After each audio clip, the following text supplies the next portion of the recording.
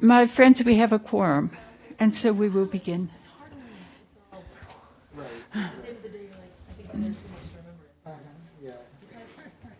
So President Phelps will be here later, shortly, so I'm calling the meeting to order. Could we have the roll call? Kimberly Kenny. Here. Jennifer Hawley. Here. Patrick Ahelian. Tina Fredericks. Here. Michelle Richardson Bailey. Elizabeth Pomeroy. Here. Scott Phelps. Brian McDonald. Here. Thank you, everyone. We have a special arts presentation, and so let me welcome Karen Anderson to introduce the artists. Hi, good afternoon, Superintendent McDonald, members of the board, members of ELT. Thank you so much for having me here again to introduce and just share with you a little bit of artistic presentation at the beginning of the meeting. I hope it always helps to sort of take us out in a positive direction to see what some of our incredibly creative students are doing in the schools. I actually had a plan for the student to be introducing this presentation, but then I found out that we don't have our WebEx board anymore in here today, so I wasn't able to do that, and I got the recording a little late. So, but that's okay. I will introduce. This is a dance presentation, so this is some of our dancers from the dance production class at Marshall Fundamental under the direction of Darcy Naganuma, who is a professional dancer, or was a professional dancer for many years in New York, and then she got her teaching credential about 5 years ago and joined us in PUSD a couple of years ago. And she's really brought a level of professionalism to the program, which is really incredible to see. So she has a full schedule of dance classes at Marshall, ranging from beginning dance in middle school and in high school all the way through intermediate and advanced dance and this dance production class. So they have been very creative, and this is a snippet from the fall festival that they had in October. And they're performing outside, as that is the only way that we can perform currently to be safe. And so I would love to just introduce the Marshall Fundamental Dance Production class, just so you can get a little taste of it.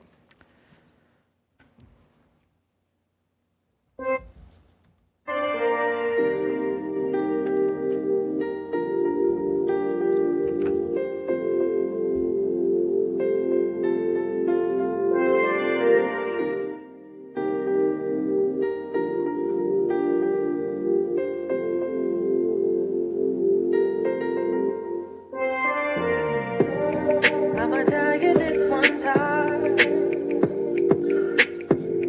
Boy, I want you to be mine. Can I come see you now?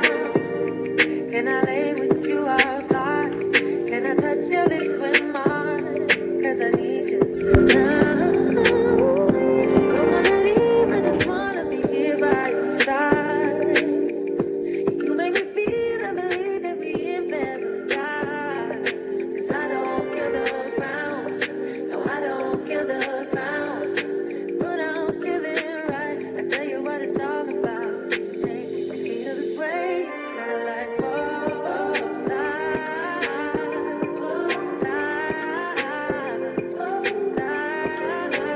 you make me feel that you need to be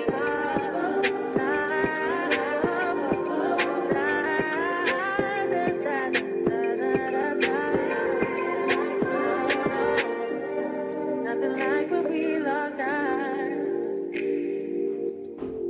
I look away from time to time. All I see is you right now. Just wanna lay with you all night. Feel your body next to mine. Boy, I need you now. No, I wanna leave. I just wanna be here by your side. You make me feel and believe that we in paradise. 'Cause I don't feel the ground. No, I don't feel the ground. But I'm feeling right. I tell you what it's all about.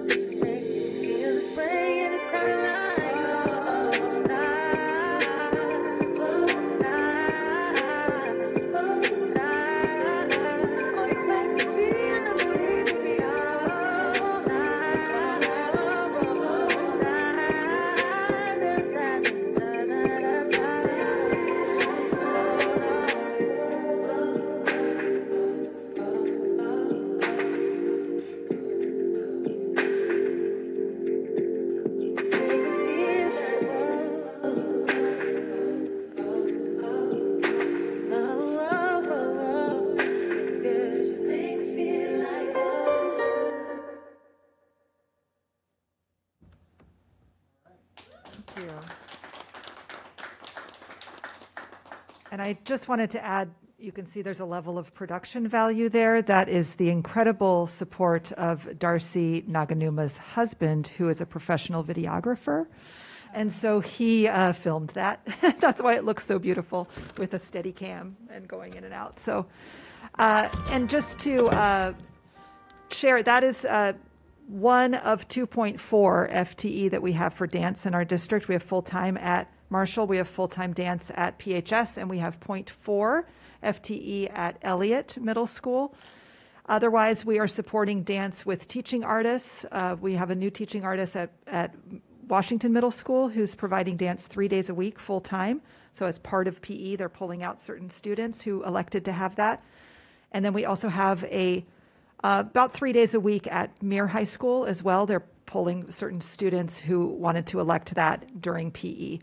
So that's what's happening in the state of dance currently in our secondary schools at PUSD. So thank you so much. Karen, what about Lineage Dance? Are they involved? How are they involved? Absolutely. So Lineage is providing the teaching artist at John Muir High School.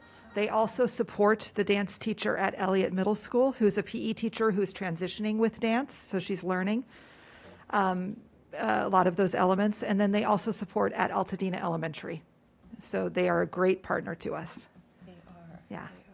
I don't know if you can see me smiling, but I am. Yes, Ms. Fredericks? I just want to say that was so beautiful. And my daughter's at Washington, and she is taking that dance class good. the 3 days a week. With and Miss Mims. she loves it too. So Oh, great. she'd rather do dance than the PE. Yeah. Well, It's working. thank you for articulating that. I think there are many of our students who really love that option. So I'm really pleased that we were able to do that through the Expanded Learning Opportunities Grant. So thank you. Excellent. Do the teachers have to have a certain certificate or a certain qualification? Yes. So currently, the dance credential has always lived under the PE credential. So it's a PE credential that counts as dance. But the state of California has put down a dance credential as well as a theater credential. Theater lives under ELA. The challenge right now is the transition. So the schools of ed actually offering that credential, and then also having people who currently have PE credentials get it to be a dance credential. So that's happening. I'm hoping that if anyone will have the dance credential, it will be Miss Temple at PHS and Miss Naganuma.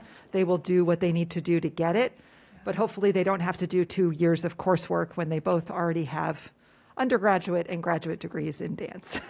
So there's just some, logistics with that transfer of the credential. Yes. So thank you. Oh, excellent. Well, thank you for giving us that overview of what the numbers and how many students are out there dancing. Okay. It's very creative well-being. Isn't that part of what's involved here? Absolutely, absolutely. And the other thing that's really great about what both of those teachers do is they have a lot of professional connections. Mm-hmm. So I'm not sure if that piece was choreographed by Ms. Naganuma or was choreographed by one of her professional connections who come in and teach the kids and bring in different types of dance. So that's why the choreography was extremely professional in that piece, as you could see. As I watched it, I was wondering who is photographing this. I think if you have a clip like that, to have some credits would be an important addition. Yeah, I mean, this was when you can. He shortened it, but we definitely will add his credits to that. Yeah, okay. Thank you. Well, thank you so much for being here. Any other thoughts that people have, or appreciation for what you were doing? I hope you start out your meeting feeling like, wow, look at these kids. This is great. So thank you so much. Take care. And we will keep the arts alive. Yes. For sure. Thank you so much. Do we have student board members with us? We have reports. Oh, you have them? Ms. Bailey, very good. If you could read those to us. Yes, good afternoon, everyone.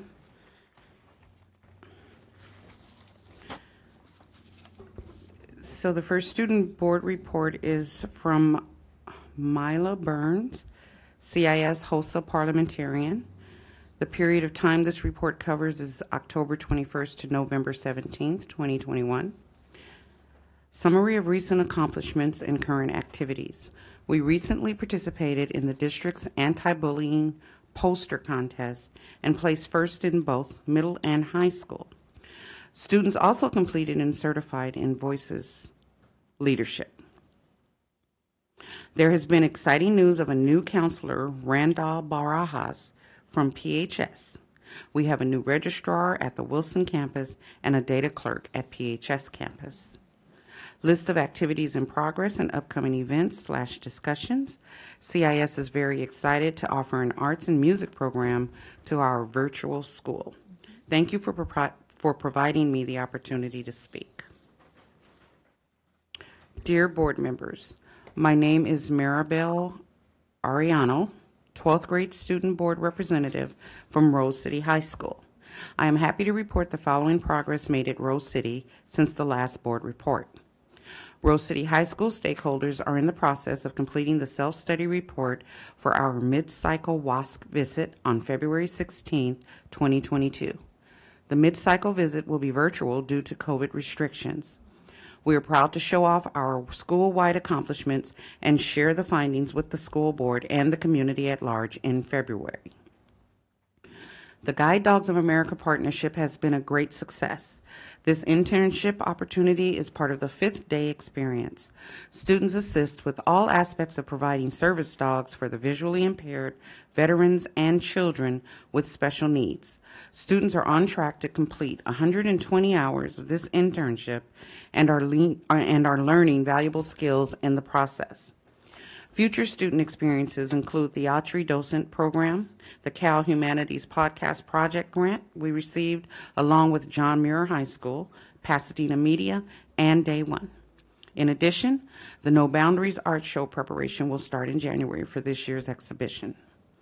The first round of senior defense presentations took place in early November 2021. Over the span of 2 days, Rose City High School and 3 panels conduct senior defense for our 12th grade student population. All 8 participants passed and 2 earned distinction. Rose City High School hosted its first blood drive with the American Red Cross on October 23, 2021. The team registered 20 total donors, collected 17 pints of blood, and recruited 13 first-time donors. The second event will be scheduled for April 19, 2022. Our partnership with the American Red Cross has continued for the last 5 years to the benefit of the local blood banks. A group of our Student Leadership Board, SLB students, joined the Student Ambassador Program sponsored by the Pasadena Tournament of Roses. During this event, students are given the opportunity to work alongside tournament members and assist with activities related to the Rose Parade. Students can earn up to 40 community service hours for their participation. In closing, I want to say that we are very happy to continue expanding our school programs, building more partnerships, and improving our school learning environment to the betterment of all current and future students. Sincerely, Maribel Arellano. Good evening, Superintendent and board members. I hope you all are doing well during these difficult times. This month of October was extremely eventful for the Pasadena High School ASB. We kicked the month off by selling breast cancer awareness bracelets for $1 and continued selling every day throughout October. We then encouraged students to show their support by wearing pink every Friday on campus. On Wednesday, October 20th, ASB organized a celebration for Unity Day in support of bullying prevention. Administration, teachers, and many different students all wore orange, and ASB facilitated student bonding activities during lunch. It was a great day where all of PHS came together to stand up to bullying. The following Friday, October 22nd, we had our annual breast cancer awareness football game in which we honored all seniors in fall sports. Students from football, football management, cheer, band, the Orcus's dance team, and sports medicine were all recognized for their dedication and were escorted down the field by their loved ones. The next week was our Homecoming Spirit Week, filled with the following festivities: Spirit Days, class competitions, campus decoration, homecoming assembly, and finally the dance. Each day of the week was designated to a theme for the students to dress up as. ASB also held a game coordinating with the theme. For instance, Wednesday was Character Day, and grades 9 through 12 competed in a game of movie trivia. Classes were then awarded points for dressing up or winning the game during lunch. At the end of the week, the class with the greatest amount of points won and was announced at the assembly. The same day, classes decorated sections of the campus with a theme to display school spirit and were judged by the administration for campus decoration. At the homecoming assembly, we congratulated the senior class on their winning of Spirit Week, presented our homecoming court, and ASB would then encourage the students to attend the turkey tussle at the Rose Bowl. Unfortunately, this year it was canceled. We were terribly devastated with the loss of such a rich tradition, but still held a successful dodgeball game instead, juniors versus seniors. The following night, we had our homecoming dance at the Santa Anita racetrack with over 400 students attending, truly a night to remember. This concluded ASB's momentous month of October. Thank you so much for your time. Best regards, Trinity Taylor, ASB Student Board Representative. Reading these reports just take me back. I got the vision all over again. Relive the experience. Read by a true bulldog. Yes, it's pretty clear that the students are really happy to be back together again. Plenty of evidence of that. Thank you so much, and I hope before too long we'll have those student board members here so we can see them and talk with them and be with them again. I have a question. A question or comment? Yes, please. Trustee Bailey is excellent at reading these comments. Nobody can compare. But I wonder, is there an issue with the timing of our meeting, that the students aren't coming to present themselves, or are they really busy right now? I just want to check that we can't accommodate them better.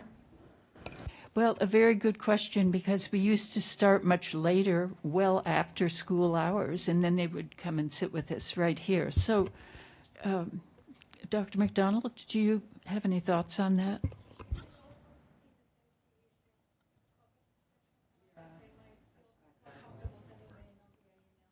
Yeah, I think I remember when we came back in that the students, I thought the board was told that the students were given the option to come or not, and so right now they're opting not to show up and just submit the reports.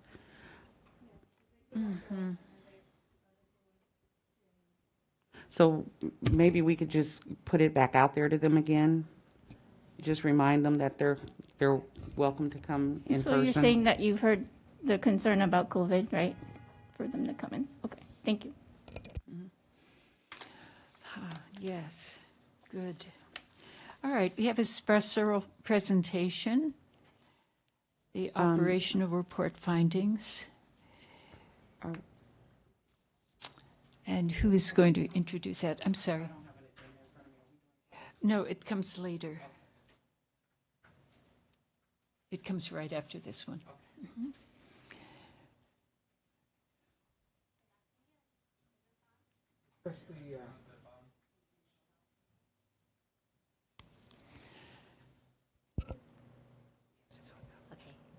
Thank you, Steve. Good afternoon, board members, Superintendent McDonald, Cabinet, and to the school community members and staff who are sitting in the audience. My name is Danielle Conley, and I'm with School Services of California, and I'm with you this afternoon to present to you the operational report concerning the business office, specifically the payroll functions within the business office and the HR department. The report itself is very lengthy, detailed, and technical, but have no fear. I value your time, and we extracted some of the key observations and corresponding recommendations that I'm going to share with you this afternoon. So in terms of the context of this work, we engaged in this project in spring of 2021. So it was early in the spring. And the focus of this report was on position control functions, specifically as it relates to payroll. And the two departments that are distinctly involved in that function are the HR department and then the payroll and budget services within the business office. And it's very important to note that this report is not evaluating the people in these positions. It's a look, an evaluation, and an assessment of the functions, procedures, and processes within each department. In terms of how we gathered this information to make our analysis and our assessments, we requested documents from the district. We virtually interviewed staff that are in the positions doing the work, in addition to customers of both departments. So union leadership and some other folks, other departments who interact and work with business services and HR. As far as the nature of the narrative and the analysis, this is not an audit. This is a resource, a tool that's meant for the district to use on an ongoing basis to help in this area that's been identified as an area of opportunity for growth. So we've broken down the essential areas that we're going to cover, and it's position control, personnel requisitions, the payroll department function, HR. Then we're going to move into some overall operational observations in addition to communication practices between the two departments. And in terms of this first bullet here, I don't believe that this is a surprising observation. I know that we were called in to do this work for a reason. Everyone is aware that there's some dysfunction, there's some distrust, and there are significant challenges with the payroll function within the district. Overall, employees are not always compensated accurately and timely. And in terms of resolving those issues, we don't have integrated and successful communication practices between the two departments in terms of how to resolve that. And I'm going to go into some of the reasons why. At the time of fieldwork, which was in the spring, and I want to recognize again that that was a while ago. We're still in the pandemic. That slows things down a little bit. So I want to recognize that in terms of my coming here to present this, and then also the district's ability to move forward in some of these changes. So I want to recognize that some of these changes may be taking place. The staff may have changed, or there may be new challenges. But at the time of field work, grievances were one of the major issues that we heard from staff as a problem. Some of these grievances are related to compensation, not being timely, or not being paid for work performed, and it was taking a considerable time to resolve those issues. So starting off with position control, I'm not going to get too technical here, but I kind of have to in order to understand the real problem. Position control is a management system that every district in California uses to manage their employees. It's the most important function within a district because personnel costs the most. It's the lion's share of your budget. So the need for it to be accurate is very, very important. The district uses what the county uses, which is PeopleSoft, and within that there's an HRS system where if somebody's newly hired, they're put into a position attachment. That's going to drive data and information over to payroll to let them know to pay an employee and how much. And then there's also some work calendar functions that were an issue as well. The district also utilizes a third component, which is legacy, which is a reporting function. And I'm mentioning these things because when you're trying to maintain internal control and balance, reporting is very, very important so that you can look at your data and determine what you need to reconcile, maybe if you have too many positions somewhere. So that's a very, very important component of this. And when you look at the root causes of the struggles between the department, those three factors are at the nucleus of that. in terms of the processes or lack of processes to help the departments get through some of these issues. I mentioned work calendars earlier. Work calendars are important because they drive what an employee is paid. So if I'm a classified employee and I'm hired into an 11-month position and I'm erroneously put on a 12-month calendar, my compensation is going to be wrong, and vice versa. That small detail there where you say, okay, maybe how is that a big deal? That's a big deal because it is a prominent issue within the department, the HR department specifically, and it's causing a lot of issues when it comes to pay, and then resolving that was another big challenge. The employee attachment step is the second issue that I want to draw your attention to, and that is really slowing down when the business office and payroll is aware that there's been a change. So if an employee switches sites or if there's a new employee hired, any sort of employment change, there's some bottlenecking going on there. And we'll talk about why in some of the other slides. And so the third component, the big challenge is the personnel requisition, or what's called the PR form internally. This is a form, a tracking document that really drives all of staffing. It approves positions. It is a document that tracks any changes in the position, and it's particularly important when it comes to fiscal accountability and responsibility because there's budget and accounting information on that document. So those are some significant noticings within position control. We have some recommendations here that we're providing for the district. We need to create internal written procedures. In terms of all of this assessment, for the most part, there was an absence of written documentation and procedures with a common understanding of how the departments are going to interact together. Implement a requirement that both HR and payroll attend trainings, even if they're not directly responsible for that work. Perhaps if they oversee that work, there's still a level of responsibility in ensuring that the work is done accurately. And so that's been a struggle in terms of getting both of the groups together to attend trainings and professional learning opportunities.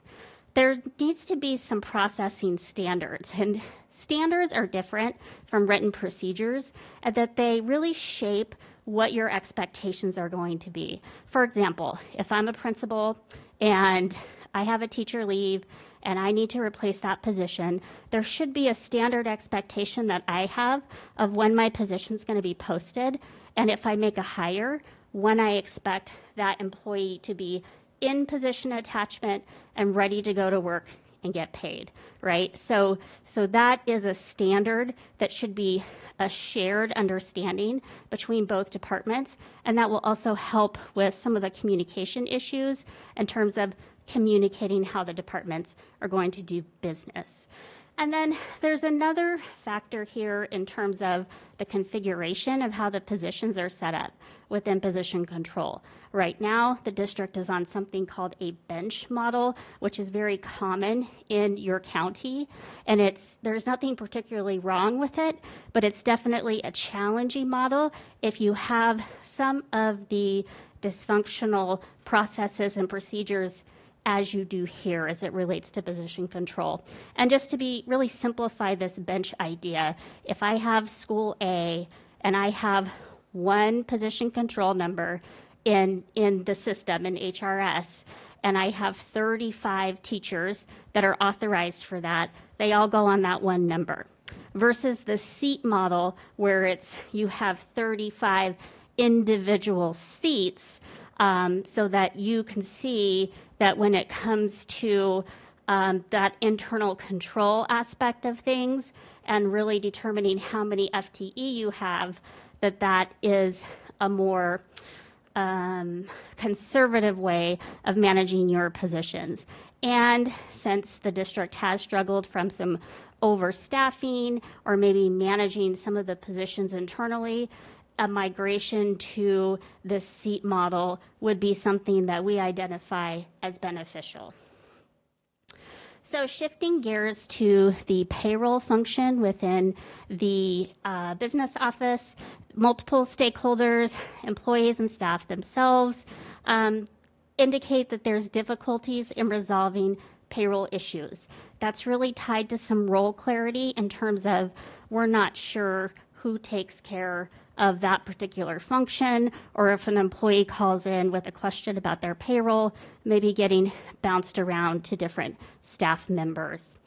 In terms of the key topics that were, emerged as great concern were timesheets. So any of the work that's not in position control, that's being driven by a timesheet, which causes more transactions, there's significant difficulty in that timely and accuracy challenge that I mentioned earlier. The other area is the 120% of contract for teachers. That's when a secondary teacher will take on an additional section.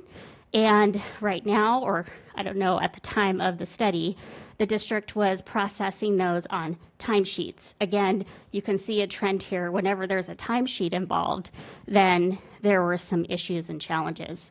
So those are two areas, and then we have our substitute pay and then the stipends and the coaching. So things like summer school, stipends, coaching, those transactions that typically occur on a timesheet, there were some significant struggles there.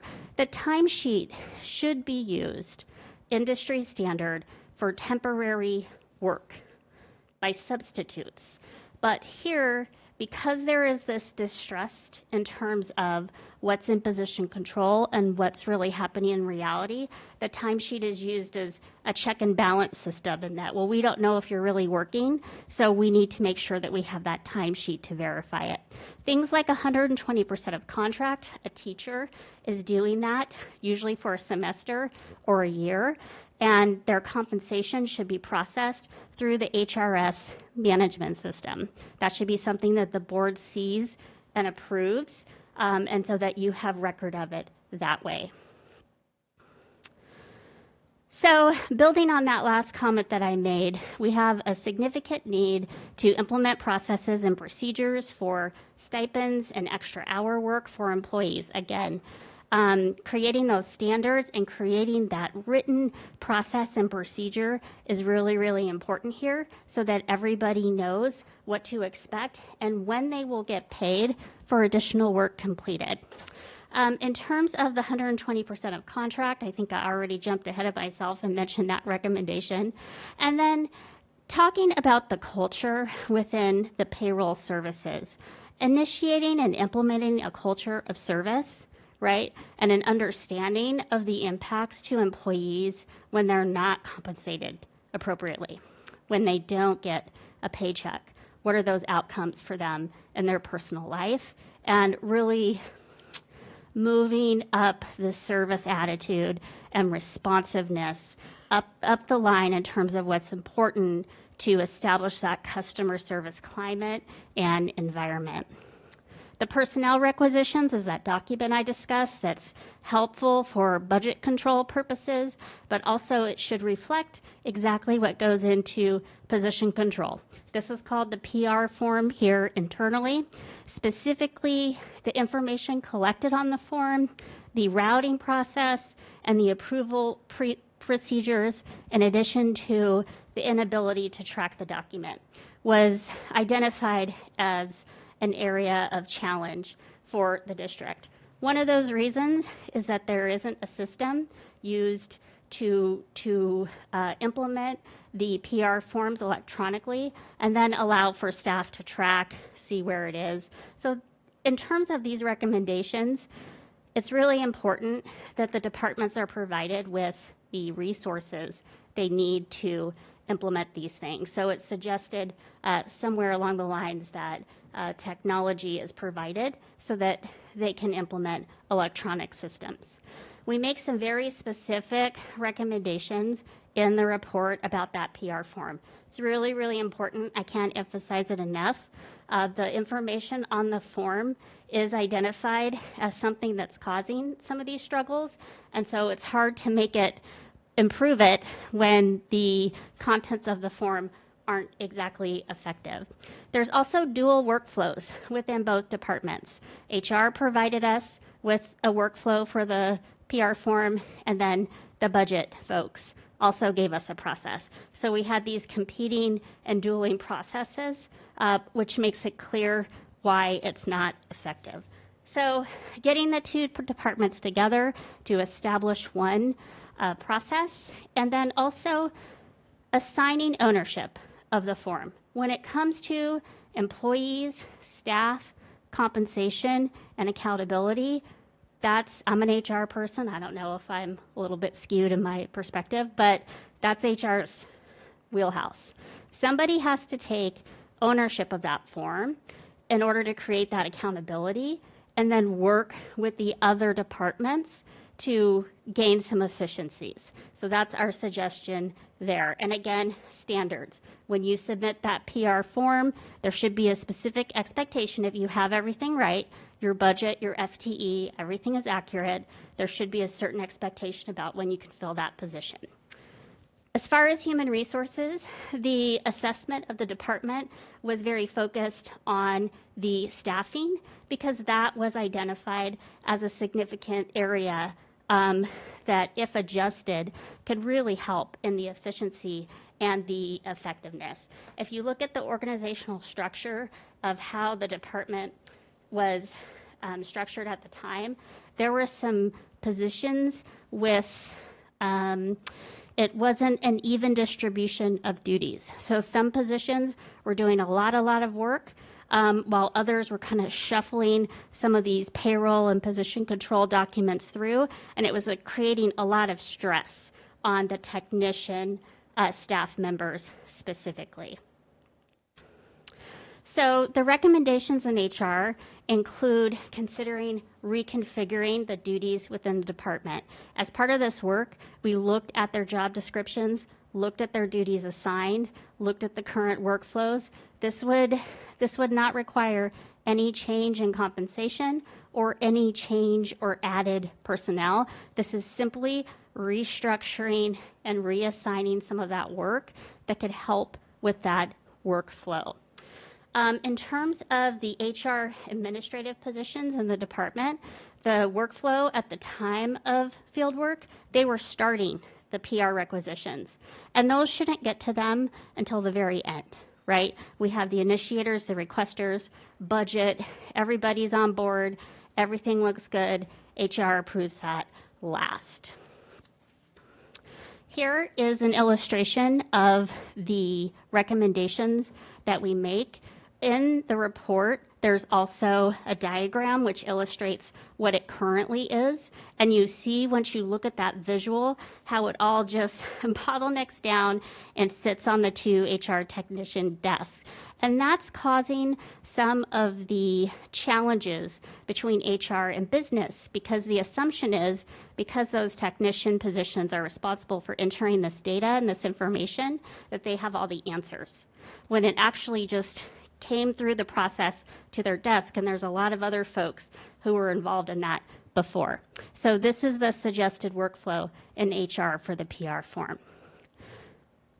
In terms of overall communication and operation practices, we also identified these, again, here they are, these main areas that if you could make some changes and modifications here, we believe that they will cause big improvements. Not only did we pick them out, but specifically what needs to be done in each area with your PR forms, your timesheets, your employee stipends, and then something else that came up consistently through fieldwork was the employee verification forms. Things like if I'm going to buy a home, or if I have a disability form, or something like that. There was a lot of confusion with who's responsible for filling out the form.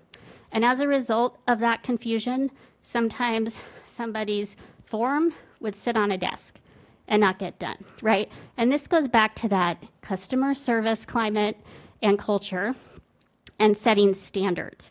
Because what are these outcomes? When we have confusion and we don't fill out forms, then someone doesn't get to buy a house or someone doesn't get their disability payment in time.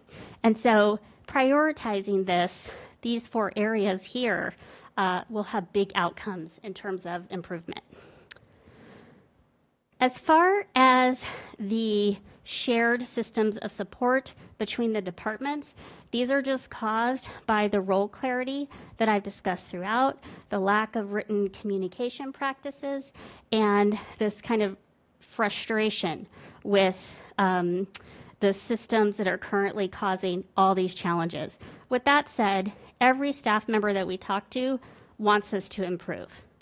This is their story that they shared with us, and they are waiting and wanting things to improve, right? Nobody said, this is working great, you guys are off base here, right? So they know that, and that's why this particular report is very focused on not exactly what the problem is, but what can be done, specific intentional actions to improve that problem. The grievance management area was a particular concern because of its impact on employer-employee relations, right? We don't want significant amounts of grievances, particularly about pay, and when we do have them, we want them resolved right away. We don't want these things dragging on. And so when you think about, let's create a standard for this, the standard should be, we resolve this now, right now. And so if there's a particular problem with doing that, then payroll and HR should go in together to negotiate these MOUs to resolve these grievances so we don't have any back and forth. So interdepartmental collaboration, and then reconsider the methods of communication. There's an absence of how they exchange information. At the time of fieldwork, it was very casual. Sometimes we would have like a stick note or something, an email, can you pay this employee this stipend, something like that. And that makes payroll folks, from my knowledge, very nervous, right? When you don't have documentation or you don't have an approved stipend to pay somebody. So really look at building and improving the interdepartmental communication between the 2 departments will be very, very helpful. And then professional learning plans. Many of the staff members were new, right? So I'm in here talking about strategic operational effectiveness, and they're 2 weeks on the job in some cases, right? And so, explaining their experiences and their challenges, we also need to recognize that there's significant areas where they could really benefit from professional learning. So some closing thoughts here. I know that I've blown through this and shared a lot.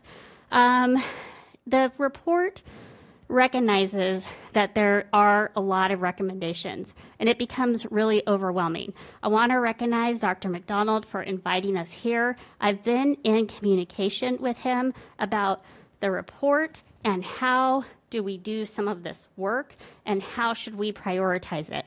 The report includes prioritized recommendations because, quite frankly, it's hard to get effective and efficient if you don't have the right people in the seat doing the work. Right?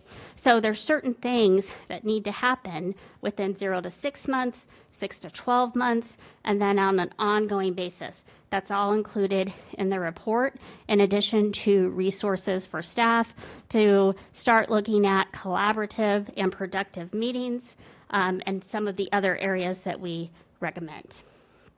So with that, I'll stop talking. And if there are any questions, I'm ready. Thank you. Thank oh my you. God, where were you 14 years ago? It's enormously helpful to have an outside view on everything that we're doing. So very glad that you did that work. So let's hear who would like to ask questions or make a comment. Ms. Kenny. Thank you so much for this. I had a couple questions. Would you advise us to move from the bench to the seat model for position control now, or what kind of was a time frame for that particular recommendation? I'm glad you asked that. That was a big job, and we actually met with someone from LACO to talk about that, to see what the district's capacity was to do that. And they were actually resistant to this idea of the seats. There's a way to do a hybrid of this where you have, let's say, your maintenance and operation folks who are centralized really in the maintenance department, but then dispersed to different sites to work. The bench could work for them. And then you could set up your seats to be in such a way where, you know, your school site teachers each have a different seat.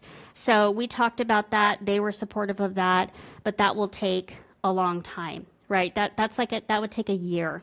I'll also share with the board that you might wonder how I know about all this. I've worked in school districts for 18 years, all HR, and guess what? We never really had great position control. So it's really hard to do. It's a common problem. And the only reason why I'm so knowledgeable about this is because I've dealt with it myself. So if I were in this HR department working with Dr. Barnes, I would say that's a year-long goal. I know that. I don't know where the district is now. The county, LA County, is migrating to BEST. And I'm not sure that was happening, when that's happening now, but I would recommend that this be decided before you migrate to the new one. So you don't take the old problems and plop them in the new system, right? Do what you can to clean that up before you go over to BEST. All right, and then I think from reading the report, you're saying that there are two systems that we're using for position control, HRS, and then I think the other one was called Legacy. And so this was highlighted in one of the fiscal reports from school services. If your departments aren't using one system, that's probably not good. So I didn't see, though, a recommendation to stop using two position control systems in your recommendations. Because of the upcoming migration to BEST, and I don't want to, the recommendations should reflect what you're able to do based on the resources that you have. And some of these factors are here because you're under the umbrella of LA County Office of Ed. Right, so I don't want to write something in a report that they can't support. Right now, you kind of have to do what they do, and it's HRS under PeopleSoft and the Legacy. The idea is, you're absolutely right. Having one integrated system is key in all of this. Otherwise, you're just chasing data and information, and it's more to balance. So you're saying that when we go to BEST, it will be one? I don't know to that degree or level. Okay. Maybe internally, I'm not sure. Okay. They may know. Yeah. And that, you know, just the timing wise, if PeopleSoft is being replaced by BEST, and some of these things are going to be issues in both of them, then it's more what we decide to do internally. And the one last question on, in your experience, because I can't remember what I've heard about this in the past, is payroll, where is it typically situated in the organization structure? Is it usually HR? Is it usually business? Is it all over the place? No, always business services. Okay, it is. Always, okay. yeah. It's that check and balance. Now, payroll's always over in business services unless you're very small. Some very small districts, they work both, and that's what they do. But in a district of your size, it's definitely going to sit over in business services, and that's where that check and balance come in. There's certain internal controls that have to be there. Business is going to control the budget. They're going to control the new positions because they're responsible for that. HR, we call those the places. HR controls the faces, the people who gets attached into the system, and that's where that relationship connects. And now my last point, I know that Patrick wanted to talk about this as well, was in your report, it kind of, I think the flow chart on position control started with the board approving all new positions. Mm-hmm. And to me, this is an area where we are not terribly structured, but I don't think you looked at that.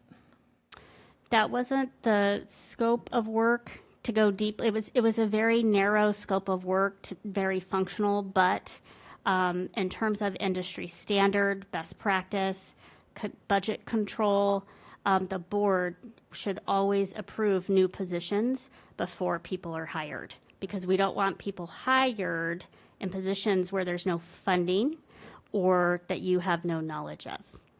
Well, so I'll just bring up fortuitously, or depending on how you look at it, there's two examples in our documents tonight.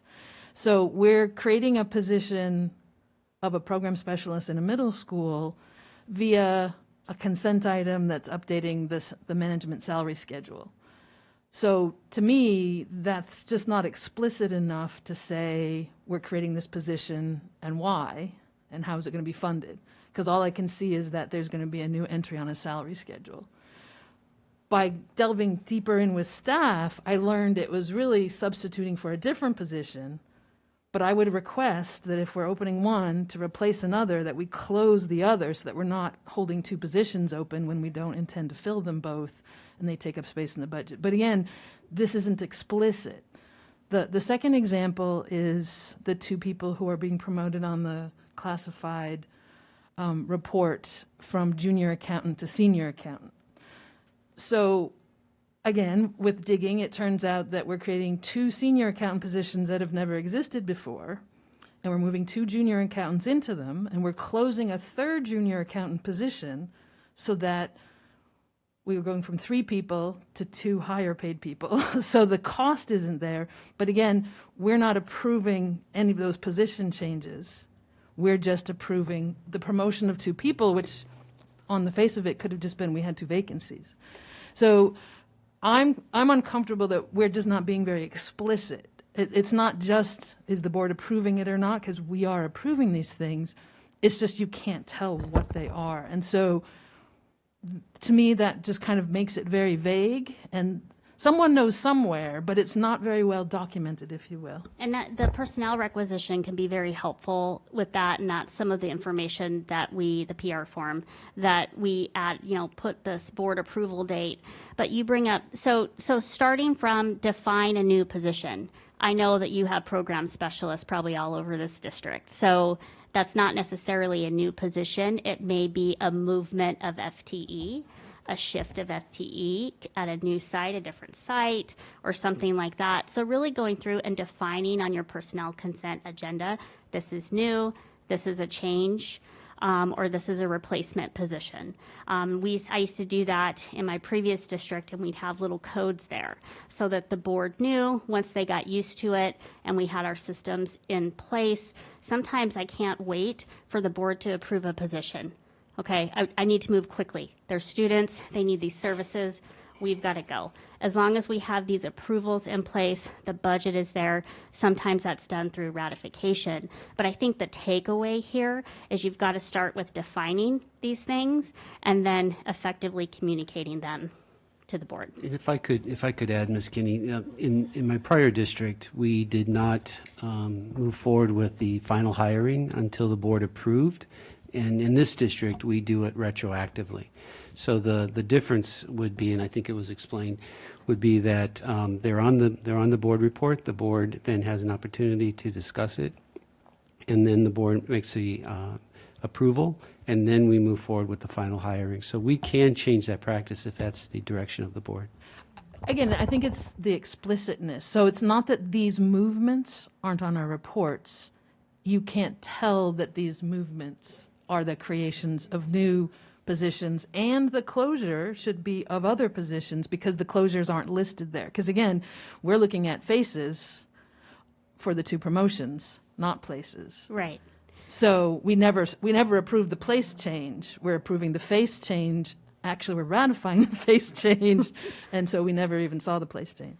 And I would just add that whatever you do, whatever you implement, to be cognizant of the staffing shortage and how hard it is to hire people. So slowing that process down is probably not the objective right here, right now. So building that system so you can move quickly still is really important.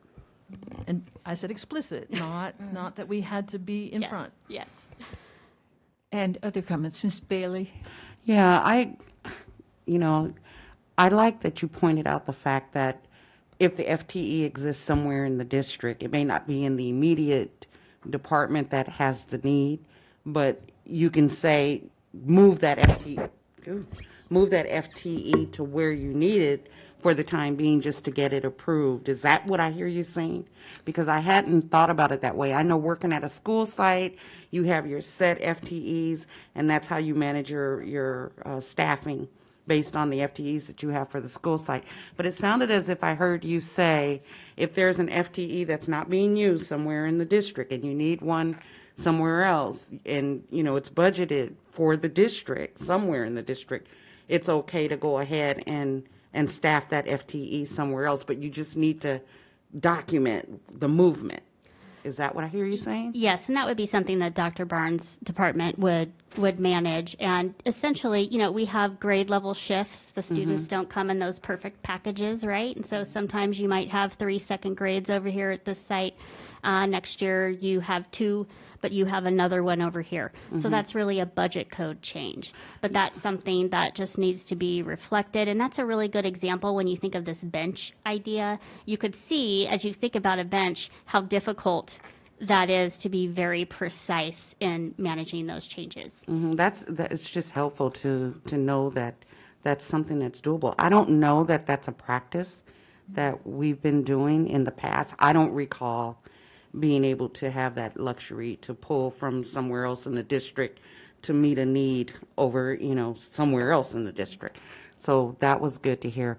The other thing that I want to add is, with some of the standards and the recommendation that you have highlighted for implementing and documenting, I think a lot of Board Member Kinney's concerns may be addressed within that creation of those things.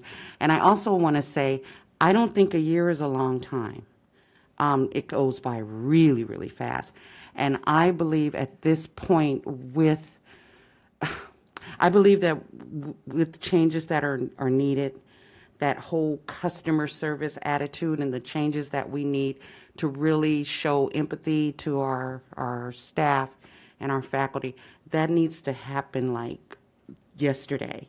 And so I don't know where staff is in, you know, putting some things in order to start addressing the issues, but I really hope that we go ahead and plan out to start doing that immediately. I think these changes, I really liked reading the report. I liked what I saw in the report. I worked in the district for 14 years before I came onto the board, and so I experienced a lot of what you were saying.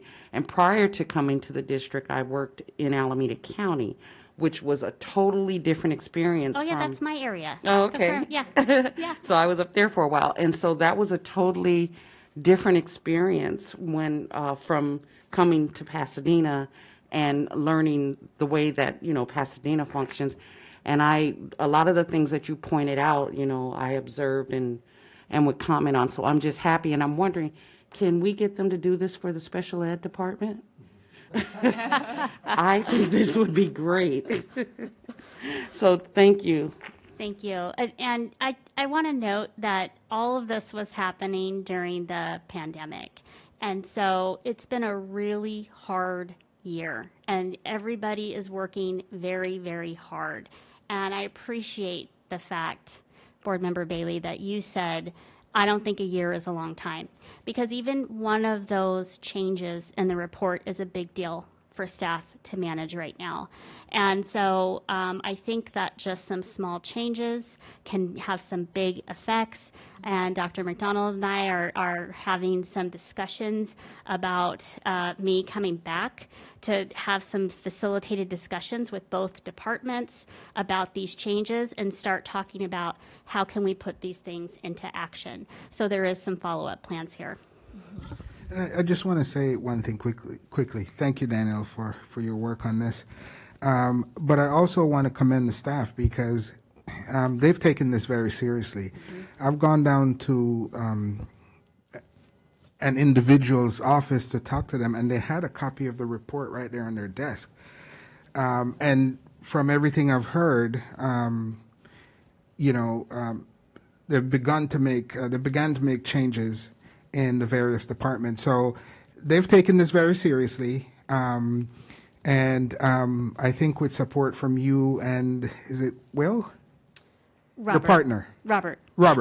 That we're going to get this done. There's a sense of urgency, and, we take this very seriously, and I believe that we'll get things improved here pretty quickly. Yes, thank you. Thank you for having, oh, was there more questions? I just wanted to ask, were these staff members working remotely at the time that these processes that you're describing, were they remote when you interviewed them? Some were, yes. So this is, March, April, around that time. That's when things were, people just poof, all of a sudden we're at home working. We've never been at home working. And you had a lot of paper processes at the time, and staff quickly, shifted into, okay, we got to do these PR forms electronically. So there was a lot in motion, and I'm glad that you recognize that. Mm-hmm. Okay. Well, thank you so much. Yes, Ms. Fredericks.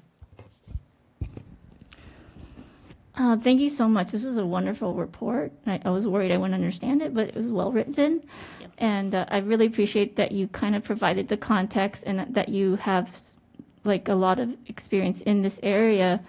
And because I read it and I was, how worried should I be about this? And so I'm glad there's a timeline. And I think you mentioned there is a more detailed report of the recommendations. I'm not sure if the board received it. Yes, we the board did. Okay, did just receive a missed it. copy. Yeah. Okay. And does that plan or that document have the diagram for the current HR flow or the current flows? It does. It includes more diagrams, more examples, and then a multi-phase plan for the recommendations with an additional information regarding any sort of fiscal implications. We say operational change, or there may be a cost associated with this. So we break everything down. Yeah, and I do want to point out that this is not specific to this kind of department. I experienced this at work, where if you're just at the end point of a flow, and if you're not organized, the last person could get most of the work if we're not we have an organized and structured flow. So this is not typical to just the department. Does this document include recommendations that can be implemented immediately and we will experience immediate improvements? Yes, I mean, immediate meaning like within a couple of months, right? So when you talk about collaborating and creating standards and procedures, there's some negotiations that has to happen because each department has a specific idea about what their role is and what the other department's role is. And there's some work there to be done in terms of let's come to a common ground about who's responsible for what and how we're going to go about doing that. So Like yes. a learning curve. Yeah, sure. Okay. Sure. Thank you. Mr. Cahalan, please. So designing IT systems to embed business processes is kind of my bag. And you mentioned that the current process is very, very paper heavy, or at the very least, I can imagine it's someone filling out entries on a spreadsheet and emailing it to somebody else who's then using. Well, as a person who's the endpoint of one of those things in his day job, I spend a non-inconsiderable amount of time fixing other people's errors, right? Somebody fat fingers an account number, somebody inverts two numbers, whatever it is that's on the form is not something that I can actually charge. And so I have been attempting to remove as many opportunities for error as possible. So rather than having people type into accounts, I get all of their accounts ahead of time and it's in a drop-down menu, right? So that they can't mistype it. They have to pick one that's somewhere in here. But I recognize that these are all things that take a lot of time. And we don't have dedicated programming staff here on this district, nor do I think we're just at the wrong size to have a dedicated staff to do something like that. So I do think that we probably won't see a really big efficiency gain until it's just not possible for a thing to go to the next stage unless it's already correct, right? So I'm looking at your figure 4 on page 9 of the full report.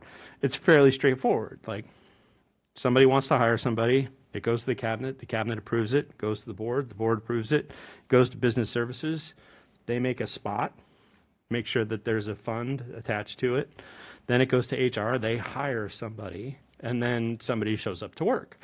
And then the pay process is, time card or site related, then goes to the authorization stage, and then that goes to payroll. So that's how those two different things are connected. But anywhere in those steps, I can see if you have a very, manual process, someone puts in the wrong thing, it goes to the next stage. Someone doesn't know that it's the wrong thing, they put in their right thing, it goes to the next stage. The next person then passes it off to the two hapless technicians, and the technician goes to put the thing in the form, and they're like, this account doesn't exist. But they might be 2 steps removed from who put the wrong information in the form, and so then they have to run out and track down who that person is to try and figure out what the right account is. So I can see how this happens. What I'm interested in is, do you know of a district that is kind of in our set of circumstances that has a solution, an automated solution, either built by their own staff or something that they outsource from somebody else, that works well for them? Because I could see when you contract for consulted software programming work, you often get something very different from what you want. But if you're just copying something that somebody else is already using successfully, at least you know where your problems are going to be, right? Mm-hmm. So that would be one thing that I would suggest we try and mine school services for, because you're familiar with other school districts. I know of, from personal experience in the field, and then also from just working with so many in the field, that there are some pretty simple systems out there where you could really just there's no programming. You take your PR form, you take your process, and you pop it in there, and it goes. It's more of a form management system versus fancy programming. Right. I have a specific recommendation from that. Very successful, very easy to use. I didn't feel that it was too costly, and I can share that with staff. We can talk about that. Yeah, I know that I've used a system in the past where one talked to the other. So you drop the form in at the business service level, and then HR gets it right away. They're able to read it, and so it doesn't leave room and your for that site kind of administrators can see where it is, they can see if you can reject it if there's a problem. So it's there's some very simple systems out there that I just know of one that I just know a lot of people use, I've used, and I would recommend it, and I'll share that with staff. Now, I thought PeopleSoft was supposed to have the capacity to do that when we first got it. I remember that was part of the discussion. The common struggle with those systems is that there's not a lot of flexibility in it, right? So you're going to use PeopleSoft because that's what you're given from the county, but you have your own internal systems, your own procedures, and you need the flexibility to be able to do that. My objective when I was in a position having to do this is I didn't want the system dictating to me how we were going to do business. I wanted the system to meet our needs based on our internal practices and procedures, and that's why I went with a very simplified software platform versus something else through the county system. And you can do that. It's actually a good practice to have a separate, basically it's an auditing system, and it's a way to balance what you have in your position control. Excellent. Thank you. And I'm sure you will be in continuing communication with our superintendent and the others. Thank you so much Thank you for being having here me. and Thank you to your staff for being courageous and embarking on this adventure with me. And thank you for your hospitality tonight. I appreciate it. Good. Thanks again. Perhaps we'll see you again Yes. in the future. Now we need to hear public comment on a closed session item. Ms. Bailey? Yes, I only have one. It's from Maro Yakubian. I hope I pronounced it correctly. Dear PUSD school board members and staff, I wish to express my Excuse me, sir, is that you? I was here, I was told to be here by Helen, 4 o'clock for the time, to take my correction.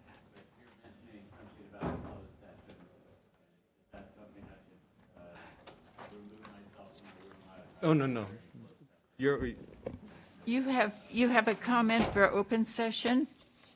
I did, yeah, I guess apparently Helen and I got the time wrong. You can be here for this. Yeah, and then if you need to go, I'm happy to let him give his public comments. So let's continue with what Ms. Bailey has started, and then we'll hear your comment. Is that satisfactory?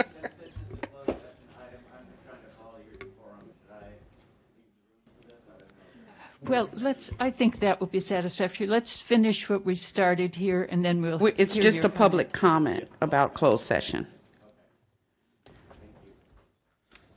I wish to express my complete and enthusiastic support of Dr. Brian McDonald as superintendent of the Pasadena Unified School District.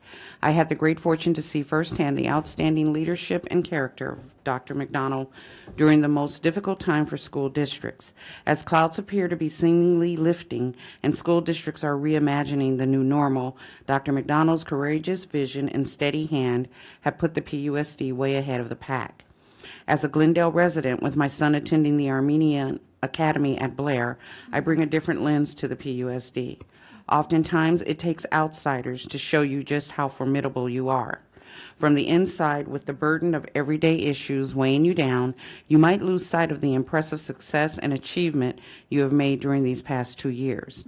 In Glendale, I can attest that parents are unhappy and the anger toward the school district is at a fever pitch. It is my utmost pleasure to speak glowingly of the PUSD. When other districts lack the foresight to incorporate an Armenian Academy into their fold, Dr. McDonald, without hesitation, saw the immense benefit to not just the local community, but also for the district as a whole. For 2 years, while other districts have been licking their wounds of negative press, the PUSD has been basking in the favorable national and international publicity created by the Armenian Academy. The PUSD now serves as the groundbreaking district that created the first Armenian Academy in the nation, along with the first international baccalaureate Armenian course in the world outside of Armenia. Our teachers field requests from media outlets on a weekly basis to discuss just how this came to be. We never fail to tell them that the secret to our success lies in the outstanding team at the PUSD, led by Dr. McDonald. I encourage you all to give your complete support for our superintendent. Thank you. Thank you. And now, could we hear your comment, please? Thank you for waiting. Michelle, did I see that? Let me see who that is. What's that? I like the name. Yeah. Okay. At the beginning, before I was interrupted. Okay.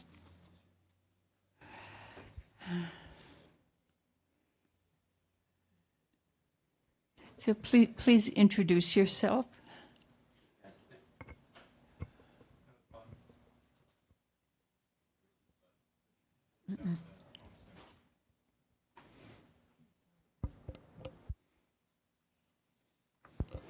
Hello, thank you. Thank you very much for allowing me to speak early and out of turn. My name is Pat Amsbury, and I am a very involved and engaged Pasadena resident and community member, and I appreciate the opportunity to address all of you, and I apologize that I got the time wrong with Ms. Hill during a conversation earlier today. But I shall be brief. I don't have children at PUSD, but I love and want to protect every kid in Pasadena, especially those most at risk for COVID, which are kids and families of color and from lower socioeconomic groups. My direct connection with PUSD is through a 501c3 nonprofit organization that my wife and I founded and funded to exclusively support Madison Elementary. It's called friendsofmadison.org, if you would like to look it up. And you could also probably know of me because I spent 4 years as the chairman of the Rose Bowl Aquatic Center and helped to put together our third grade water safety program that I'm so proud of and grateful that we get to go to do together. But I'm here today to talk about vaccines. I'm a vocal advocate of vaccines for everyone at PUSD, every student, teacher, staff member, vendor, board member, everyone. Dr. Go will tell you that vaccines for all, along with continued masking, distancing, hand washing, sophisticated air filtration, or at least open windows and fresh air, is the most clinically effective combination of modalities to protect our children. I applaud and thank PUSD, Ms. Apodaca in particular, and her staff, and Dr. McDonald for his collaboration. And of course, Dr. Go and her team, I call them the vaccine superheroes that are helping get everyone vaccinated. Lots of great people are working on this effort, which is appreciated. However, it's simply just not enough. By leveraging my relationships with independent schools and the heads of independent schools, I was able to get Vaughn's and Albertsons Corporation to agree to help us. They'll essentially double our shot capacity. There's no charge to the school district. There's no charge to a parent or to a child or to anyone. Our vaccine clinics scheduled for next week are great, but we have 7,000 children to vaccinate, and you know, even a good vaccine clinic, you know, getting 100 kids through at a time is a lot. We need a lot more clinics, and the concerning issue is we're just not doing enough. We're not acting fast enough. I want to let you know that my wife and I, and if I could reserve just a few more moments, if you wouldn't mind. We've spent about $8,000 so far on vaccine incentives out of our own personal funds. We've collected these I've been vaccinated bracelets for every single 5 to 11-year-old in PUSD. I'm urging you to partner with Vaughn's. We need to schedule clinics at each school at hours that are convenient for parents who work. We need to act expeditiously and with great urgency. I respectfully ask you, the board, to act boldly and to act courageous. And I know all of you are smart, many are doctors, and you think you know what the word courageous means, but I encourage you to look it up in the dictionary tonight. And I want you to demonstrate true courage.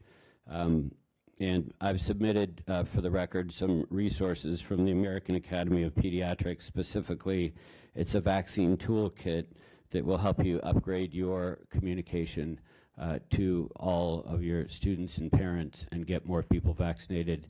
Thank you for your time today. If I may approach or leave, I have a bag of these bracelets for everyone for you to distribute to your schools that you, I know that I got feedback yesterday that the one school where I gave a bag of these to, the kids went crazy for them. So that was positive news. Thank you. Good. Thank you so much for all that you're doing with this. And now it's time to adjourn to closed.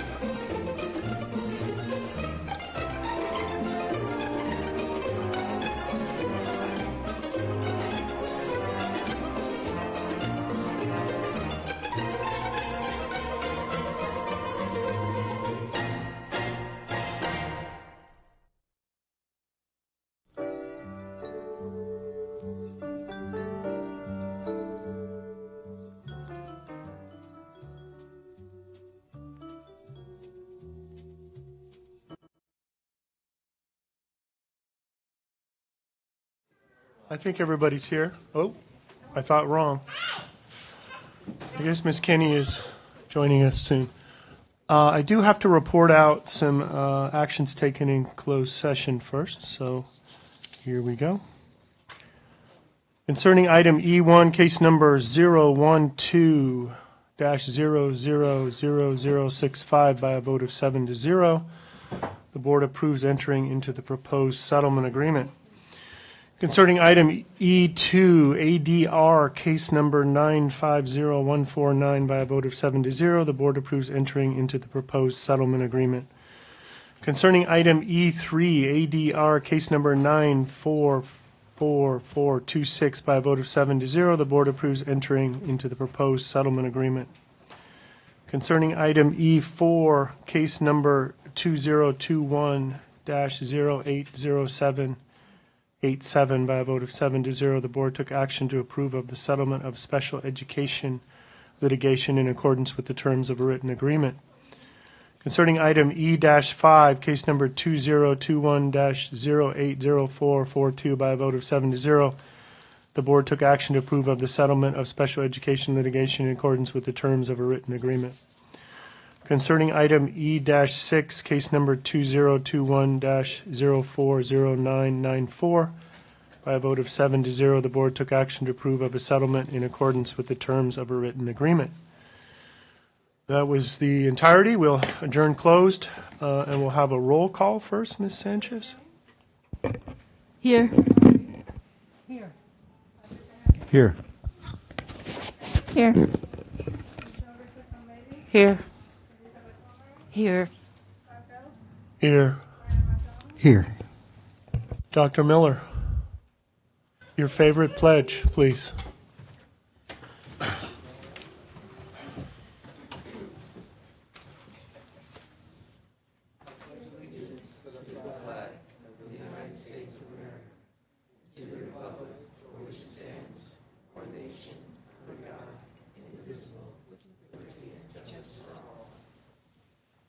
Thank you, sir. Okay, we have public comment. Agendized and non-agendized items. What do we have? We need to count them first, I guess, and estimate the time. Five in person. 5 in person and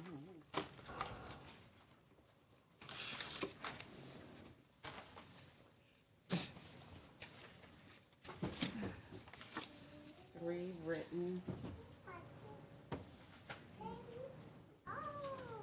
I was trying to see if anyone wanted to be at the item. I have one. Okay, I have one that, sorry about that. I think there's one that wants to be read at the item. I thought I saw that earlier. Which item? Agenda item M2. M like Mary. 2. Okay. 2. Okay. So you have a total of 7, 8. 8? 8. So it seems like you can allow 3 minutes of in person and read the full 450-word written. Okay. Yeah. So the first in person, I'll take in person first. The first public speaker is Cindy Jen.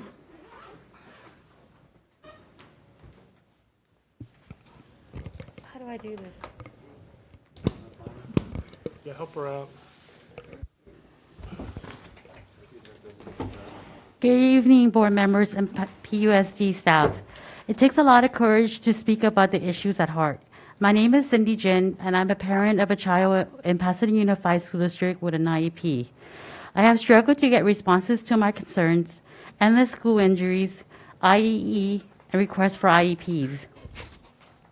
You tell us that your priority is to be responsive to IEPs and timelines, and timely response to emails, telephone calls, and follow-up with meetings. My experience tells me it's not true. A lot of times communication with staff has no response, or they acknowledge my emails, but there is no action.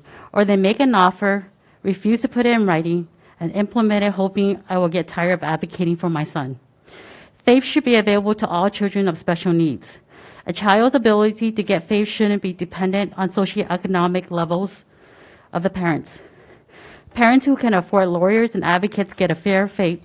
District's FAPE is causing racial inequalities.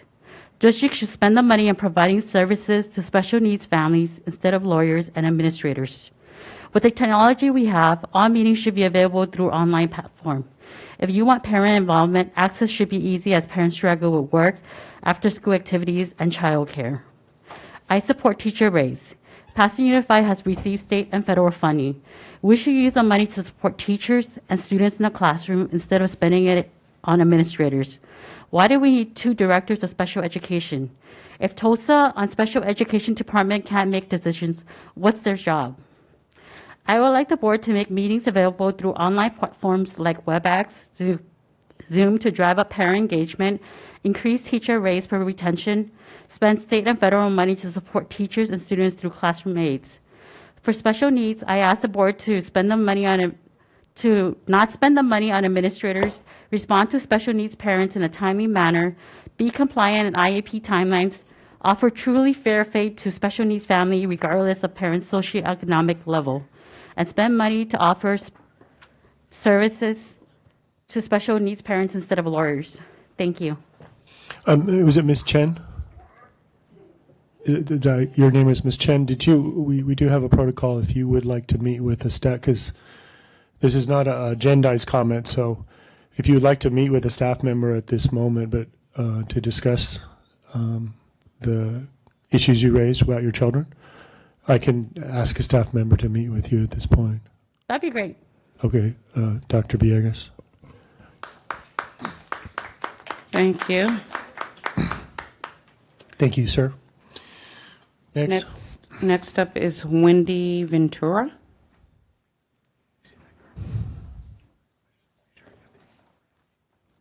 Buenas noches, señores miembros. Yeah, I believe we have a translator for you. Sí. Okay. Buenas noches, señores miembros de la Junta del Distrito. Mi nombre es Wendy Ventura. Tengo un niño de 9 años en el distrito de Pasadena. Él tiene una IP y hasta el momento de lo que llevamos el año escolar. Okay. Good afternoon, members of the board. My name is Wendy Villanueva Ventura. I have a child of 9 years old, and he has an IEP. A lo largo que va de este año, mi hijo todavía no he recibido ninguna llamada de parte de lo que es el Departamento de Educación Especial para preguntarme si él necesita alguna ayuda, algún support, hasta el momento no tiene absolutamente nada. No está él está en clases de Independent Study y hasta el momento él no está recibiendo ningún servicio de lo que es terapias de OT o speech, nada. No tiene ninguna ayuda, ningún apoyo. Entonces quería saber qué es lo que está pasando, si tienen los recursos, si tienen el dinero para proveer los servicios. ¿Por qué está pasando esto? So my 9 years old child, he has an IEP, and I haven't received any phone calls up to the moment. No communication from the SPED department to offer any helps, any services. And he is receiving independent studies currently, and there are no support for those. So the question is, what is happening? If you have the resources, how can we help?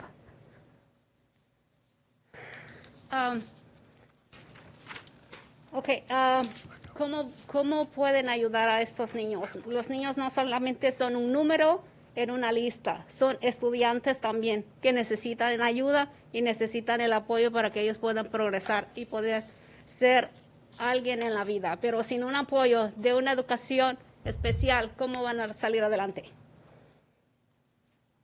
So how can you help? Remember that the students are not only a number in a list, but they are students, they are people, and they need help.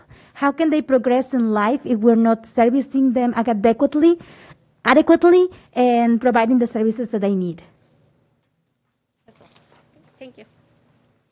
I'm just going to ask you the same question, if you could translate, if she would like to meet with a staff member, because her concerns are not agendized, but our protocols direct us to ask if she would, and I asked Dr. McDonald if he had another staffer available, since Dr. Villegas was meeting with the first parent. Thank you. He gave the thumbs up, so she can meet. He just, right over there, he stuck his thumb in the door. So you're welcome to meet with a special education staffer at this moment. Thank you. Well, I like that. Hey, protocols. Customer service. No, it's written. I'm not making it up. Should be. Third up is, I think it's Jared Chase. Jared Chase. Thank you.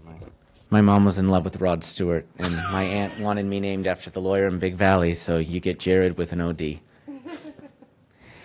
Thank you for giving me time to see all of you tonight. I have just a couple items I'd like to speak about. It's been a while since at least I've been with you inside this room. I am a parent of 2 children who attend PUSD, and they both have IEPs. It's been an interesting journey. I know we're all trying to collect ourselves as it comes together. What I would like to talk about has been the effect on the kids as far as going through this journey of the pandemic and its outlying effects. I know we have a CAC, which is sort of, I see it as like our governing board, our place to make a difference, enact change, address issues for children with an IEP. But when I look at the CAC membership list, it seems very concerning to me, because we have more, it seems very top-heavy. We have a lot of PUSD members and less parents of children with receiving special education services. So it begs the question, what type of representation are we getting out of CAC? And I suppose the flip side to that is, well, why aren't the parents joining?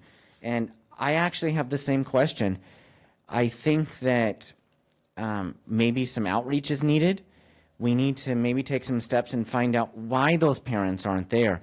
Because I know many of them, I interact with a lot of them, and I hear a lot of things, but we take the time to send those surveys out about where our kids are going to go and if you're going to return, but there's nothing directed at parents of children with special education needs.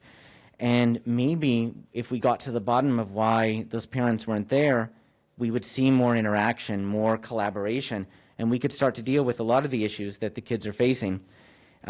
Maybe it's one that they feel that it's falling on deaf ears.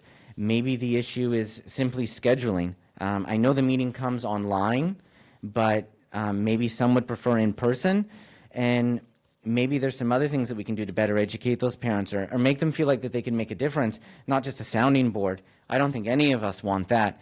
I think we could be much more productive if we got collaboration from the parents who are experiencing this. And I look at this list and I just don't see that happening. The next issue I'd like to talk about is regarding the effects of the pandemic, specifically with our kids. I know this came out of nowhere. It threw us all off guard. And suddenly our children were no longer attending school, and then suddenly they are. And many of us have had to make choices of whether they're going to appear in person, if they're going to continue remote. And I don't necessarily see that as quite the issue yet. I'm still wondering when we're going to see the master plan rolled out from the district of how we're going to deal with the kids and that gap, that time where they fell behind or they didn't get the services that they needed. If we look at this year alone, my children took, I think, 2.5 months before they could start this semester, simply because, the backlog. The answer was AB 130, so we instituted CIS, and I really see that as the minimum. That's what the state is saying. School districts, you have to do this because not everybody can come in person to school. And that's great. I'm glad that that was there. But I've heard the argument when I brought up why aren't we doing X, Y, and Z items of, well, AB 130 prohibits us from that. I'm not sure that that's how we need to operate, though. Do we need the state to step in and tell us what we need to do for our own students? We have a school board here. We have excellent educators. We've got some fantastic parents. I think we're missing the collaboration there. I, for one, am concerned for my kids in where's the stopgap? It's been me. It's been the family members I have that support me, but is that enough? I mean, I'm not an educator, and I think all the time, where is my son at, given that he's had these extensive absences from education? Someone who already struggles and was trying to make up ground in a normal situation. And I mean, I read the news report about how LAUSD is struggling combating the slew of D's and F's, and PUSD had a similar report that came out, and I know that I saw the email where we were averaging, and I think that deals with GPAs, that deals with the emotional impact, especially for our older kids that are getting these really low grades. But I haven't seen one piece of information about what we're doing to turn this around. Never mind our gen ed kids, but absolutely for children with, you know, special education needs. What are we doing? What's the big plan to make up for that? How are we regrouping? Are we just dragging them through the school year? And I would hope that after hearing my points, we wouldn't just tell me goodbye and I see you at the next meeting. I think us special education parents would really like to hear, what is that plan? What does it look like? Because right now, I'm just kind of ignoring everything my son missed. My daughter, she's older, so she's got to make up for it. But it's nerve-wracking. It's very stressful for the kids. They feel punished.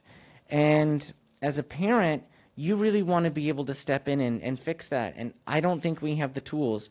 And I don't want to put my son through 7 days of school.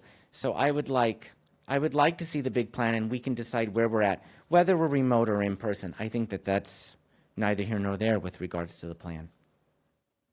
Okay, thank you. Well, yeah, Jared, literally no staff. We don't even have a timer on, do we? No. There's no staff left in the room at this point. Yeah,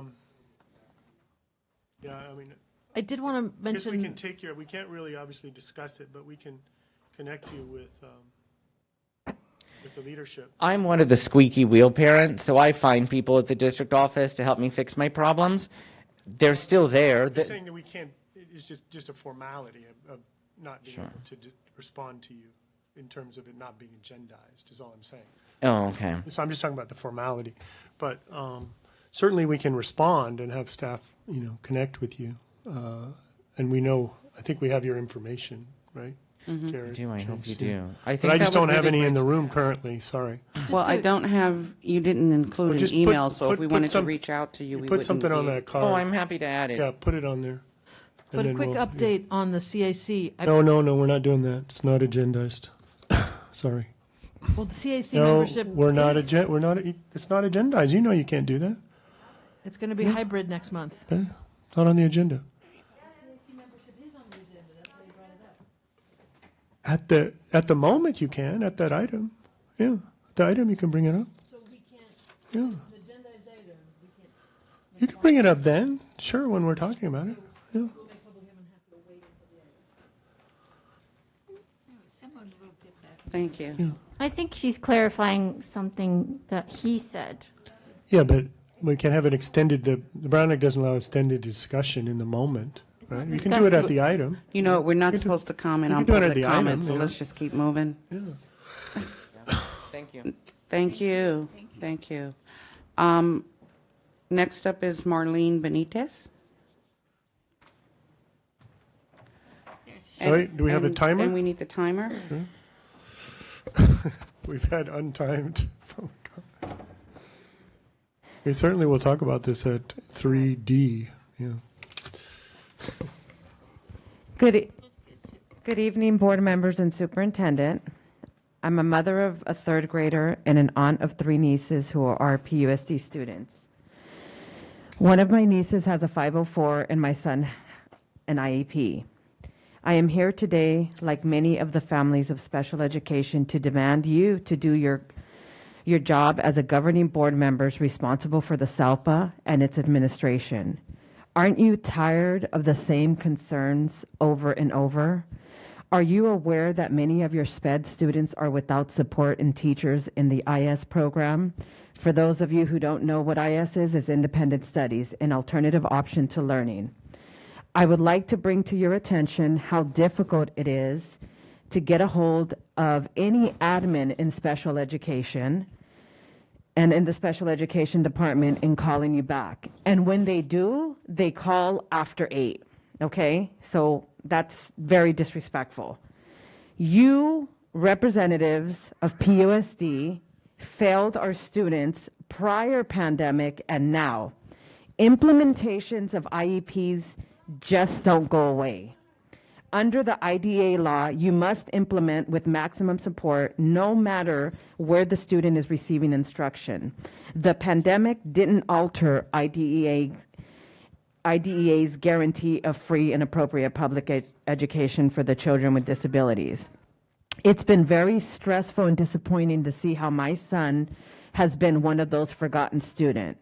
This is not about me. It's about the students with IEPs whom you have left behind. I want to ask the board today, what is so hard about saying this is wrong and fixing it? The special education department likes to give the illusion as if they're building parent relationship and collaborations. I stand here today and tell you it's just the opposite. On November the 4th, you had your multiple special education administration present a PowerPoint that aren't worth the paper they are on, no value because there's no action and no resolve. So who's holding special education department accountable? President Scott, where are your checks and balances? So this is what was presented. We cannot improve at scale what we don't measure. So what are we measuring? Seriously, what are we measuring? Parent relationship. Nobody's calling out to me. Nobody has called. I think we really need to look at what's going on and to figure out and listen to your special education families board. And it's time to kind of do your job. I mean, it's getting old. Thank you. Thank you. Next up is Jorge Martinez.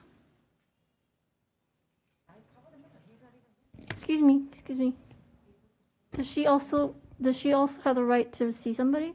She wasn't requesting about her individual. Individual case. Yeah. They asked about their individual IEP cases. Yeah.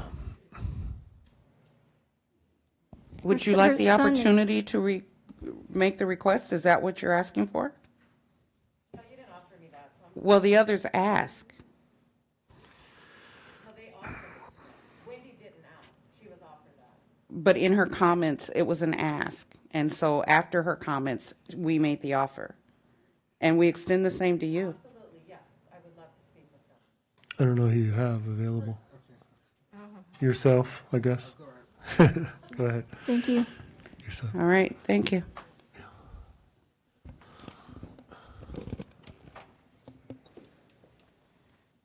Good evening, board members, superintendent, staff, and parents.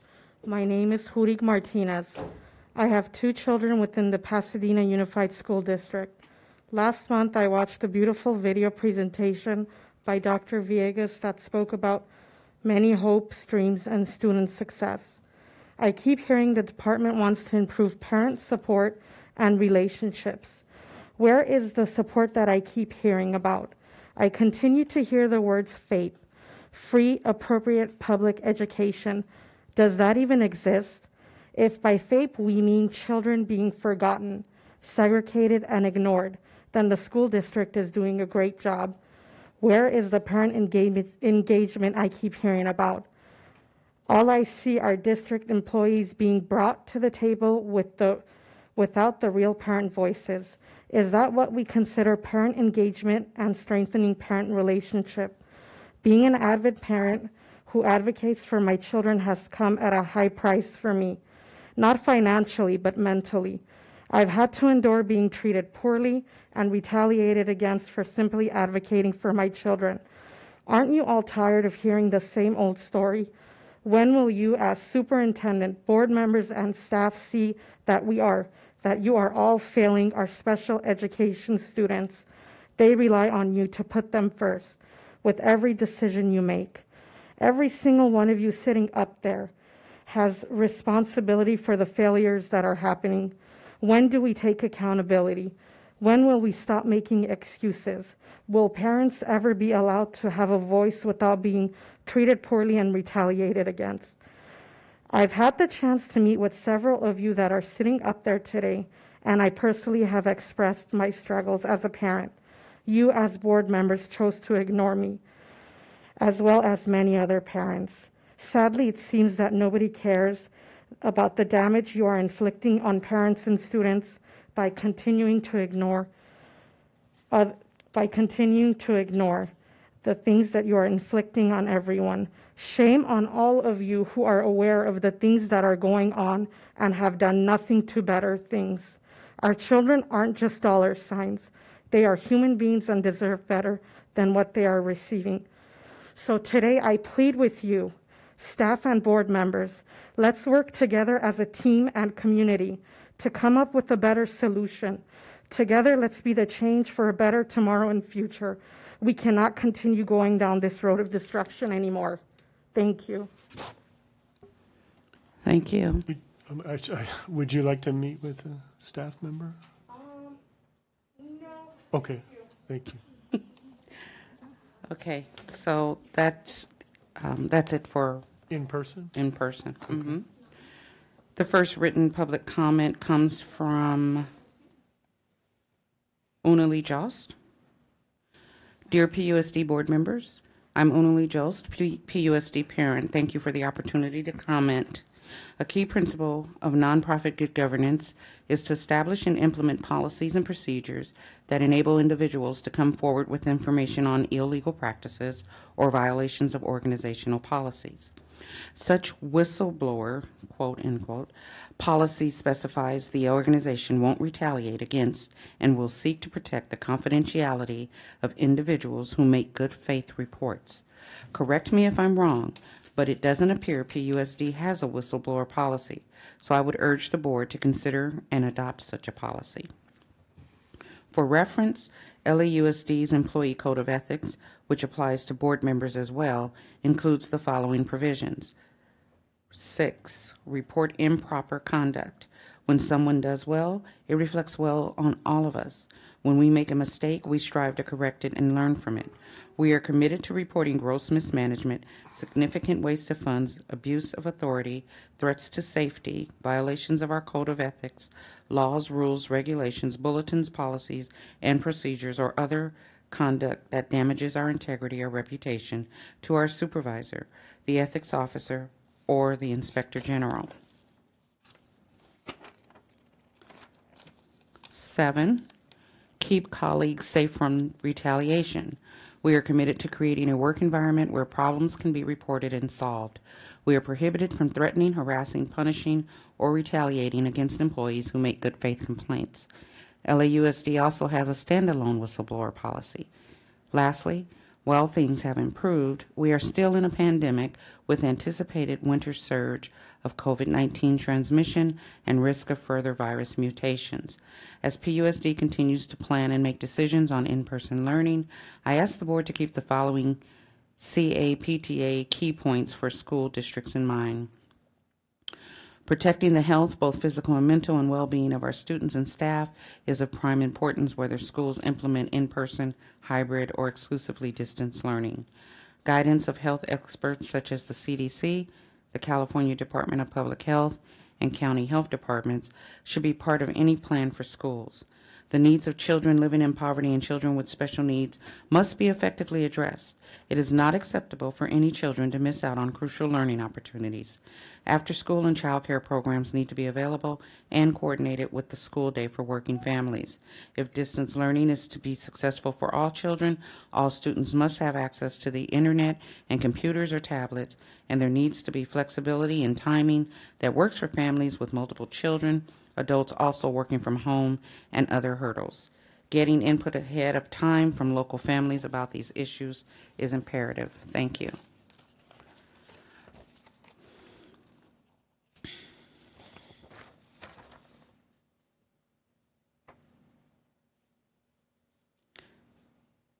This comment is from SoCal Steve. The subject is vaccines. As we learn more about these vaccines, I would like the board to consider not requiring them for school.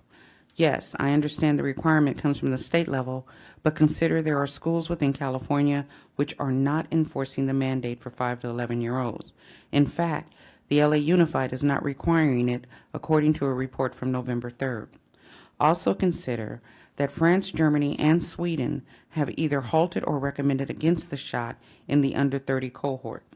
Another point to be aware of is Pfizer is asking a judge to allow them to not release their vaccine data for 55 years. Science does not hide data. Thank you. Okay. The last comment is from Uni LaFontaine. Greetings, school board. I am commenting to once again voice my concerns about the status of Elliott Arts Middle School. On November 10th, you received a letter signed by multiple Elliott Arts parents expressing our collective concerns that sharing an administration team with Altadena Elementary School is simply not working. Despite having great teachers and staff, our school is not the safe and healthy environment that it should be. It is my opinion that this is because the merger was rushed and our administration team is not able to focus their attentions on our school's needs during a time when we are in crisis. You all have had time to read our letter, so my question to you is, what are you going to do to help our school? The current situation is not acceptable. Several families have left and more will continue to leave unless something is done. If the point of this merger has to ensure that kids move to Elliott Arts from Altadena Elementary, then your mission is not going well.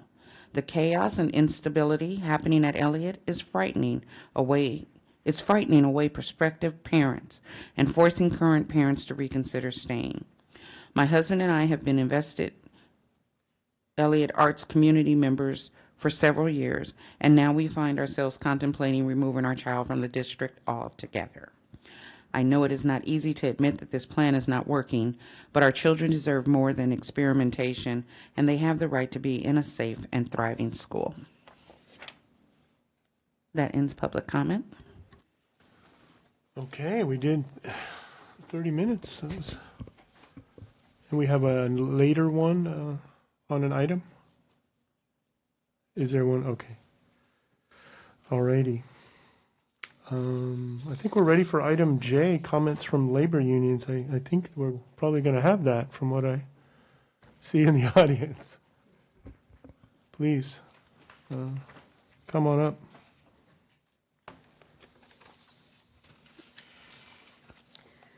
Good evening, Board President Phillips, school board members, and Superintendent McDonald. I am Dr. Allison Steps, President of United Teachers of Pasadena. United Teachers of Pasadena presented Pasadena Unified School District's bargaining team with no less than 5 possible bargaining dates for the months of November and December 2021. PUSD's bargaining team has only made themselves available for bargaining on December 1st, 2021. UTP is expecting PUSD's bargaining team to come to the virtual table prepared to bargain our 10% salary proposal.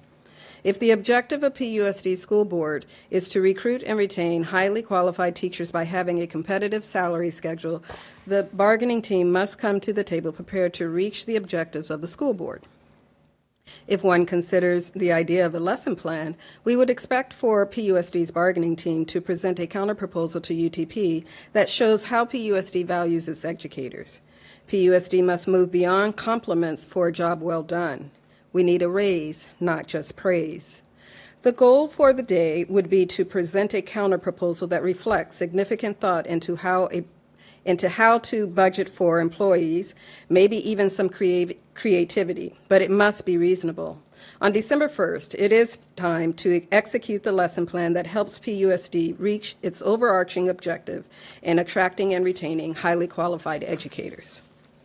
The Thanksgiving holiday is coming next week, and I would like to leave you with some words written by a colleague of mine, Karen Kobe. 'Twas the night before Thanksgiving, with a change in the air. All the teachers spoke up to demand their fair share. To the salary schedule, add 10%. Add a SPED article. Let's reach agreement. We are the program, and we know our own value. A competitive raise is long overdue. A workable caseload, what SPED teachers need, is a very fair ask from the district indeed. As they all drove home for a time of celebration, UTP wished all happy Thanksgiving vacation. Give thanks for the good and enjoy special days. They give us the fuel to help make a change. We are UTP. We guide the minds in Pasadena, Altadena, and Sierra Madre. Thank you. Thank you.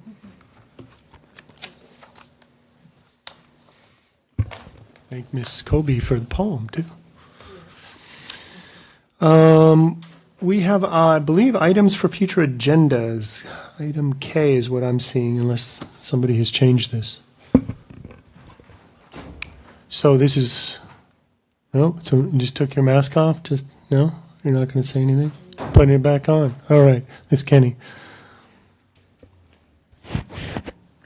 I wasn't sure how much conversation there would be tonight. Given that we probably will be approving a new governance calendar at the org meeting in December, I think we may want to do what we did last year, where we just kind of fill in the academics topics for the first half of the year, because I think it's kind of hard to fill in the whole year sometimes.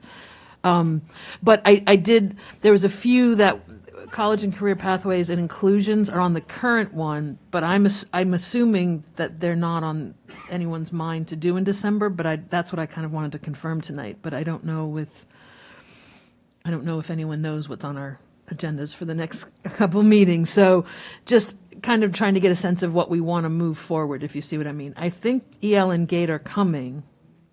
That's my impression. That I know. Okay. All right. And like I said, these others ones were like in August and stuff. So I'm assuming that's our intent, is to kind of regroup around next year's governance calendar. Yeah, I wouldn't, given that we didn't, we can do a metric and calculate the percentage of items that we were able to get through, probably.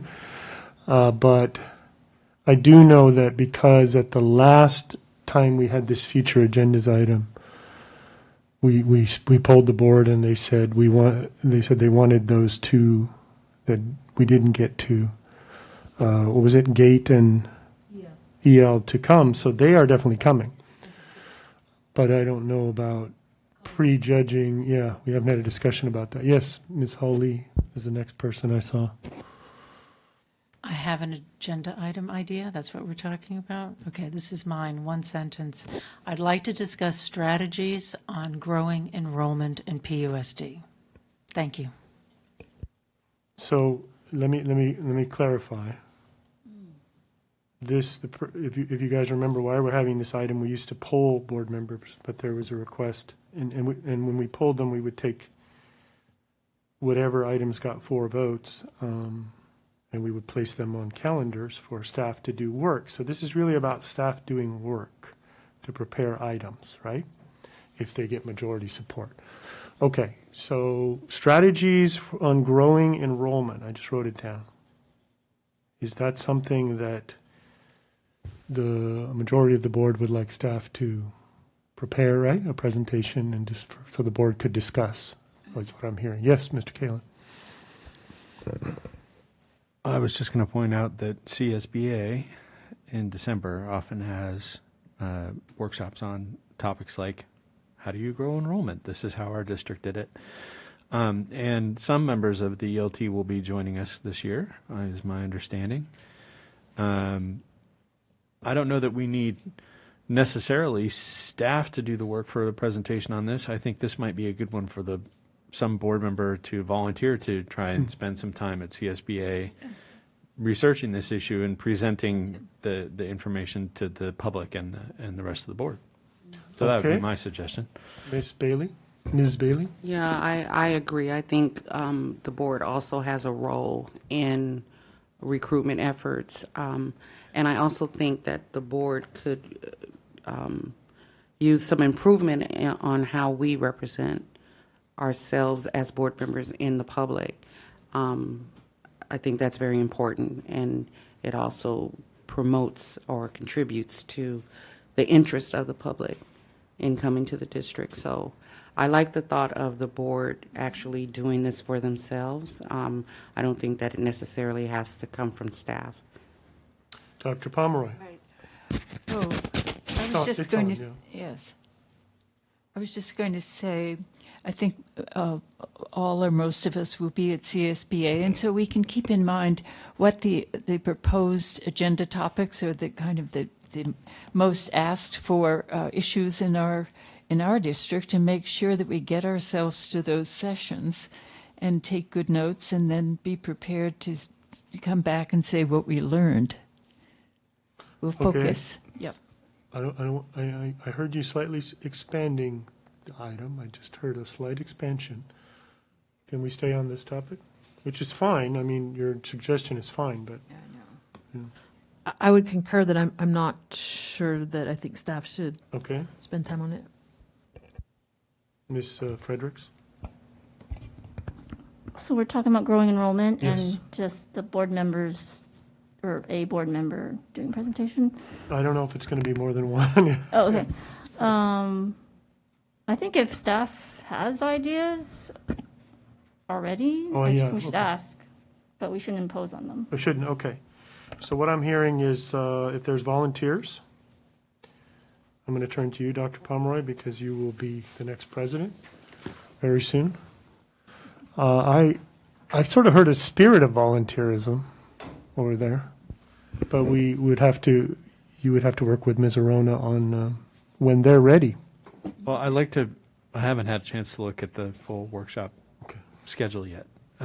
So before I volunteer, I'd like to see what, and also there might be something else I go, this year, and I think that's more important for me. But I think that's a conversation that we can work out amongst ourselves. But we have clarity that we're not asking staff. Okay, got it.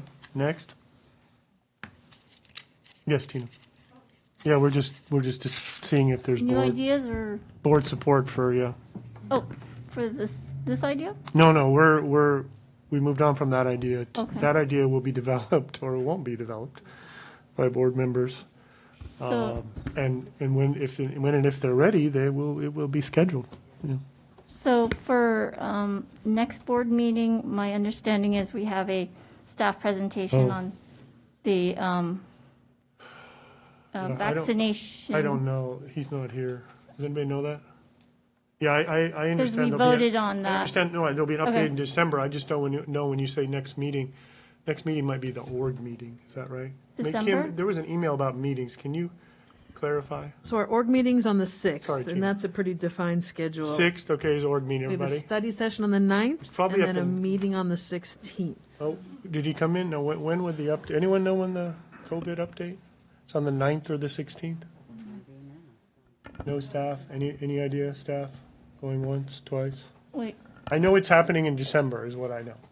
Yeah, I don't know if it's on the Okay, 9th well, or 16th. as part of that, I just want to clarify what Okay. goes into it. Okay. So I think we talked about a vaccination plan, a communication plan to get vaccinations. Vaccination And- plan, communication plan. I actually requested for this meeting to get a COVID update, which was denied, but I want to see if we can roll that in with their presentation on the vaccination plan to give us a COVID update COVID update. on I think they are testing going numbers, quarantine, and vaccination. Hold on, So testing numbers, Testing, quarantine, quarantine, and vaccination. quarantine. I've So heard- just numbers on all those. Yeah, Testing, quarantine. broken down by staff versus students. I know some principals have been asking, Staff they don't know versus what students. the vax rate is of their students. So if we can get like a weekly, or what it is to date, really, it's just. To date. What percentage? To date. I got it. To date. Yes. And whether that could be sort of an ongoing thing on the dashboard, so we don't really have to keep asking for these numbers, Dashboard. Okay. just weekly numbers. So I don't know if we have to vote on that, or. No, if is everybody okay with that? I mean, we're Dr. going to have an McDonald- update. I don't think so. Everybody's probably fine with that. We're going to have an update on either the 9th or 16th. I'm just hesitating because I don't know which. And so far, this is great. And yeah, and the reason it was denied, Tina, was because we already had an item. And so the board had already decided on December. So vaccination plan, communication plan, COVID update, including I got these numbers to date, yes. That would be included in that. Right, Right. and I guess the sense is that we issued those board directives about testing all the students. Yes.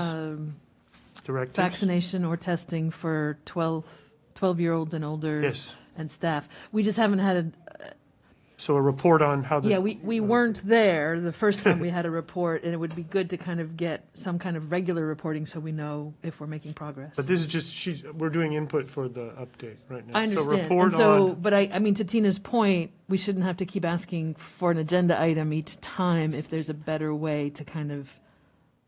Well, that's the way it works, where the majority of the board wants it. We asked them at October 28th, and they said December. No. Board said December. No, what I'm saying though is, so so as part of accountability, we said staff, here's our proclamations. People will be tested, students will be vaccinated or tested, staff will be. The 16th is COVID, I just heard by text. Great, and then I'm just saying, we're not getting kind of any updates on whether those things are being met or not. I guess we can ask each week to have it on the next agenda. First thing at a time is what you would want at this meeting, right? And No, I understand. And then I think the frequency of updates sounds like a different request to me. Yeah. It is, and I don't know how soon Dr. McDonald's coming back, because Yeah, I just, who's coming I mean, if we're going to make mandates, what is the amount of time that we should be getting regular updates on? So let me just I'll put down a note that staff should respond with. And that can be a Friday. How often, staff response on how frequent, right? Updates can be provided? That'd be great. Can be provided, okay? I have one more small idea. Okay, wait, are we okay with that? I think everybody's fine with that, because we already asked for it, yeah, but 12:16, okay. I actually talked about this with Dr. McDonald, who's not here to confirm, but during one of our one-on-ones, you know, the frustration with telling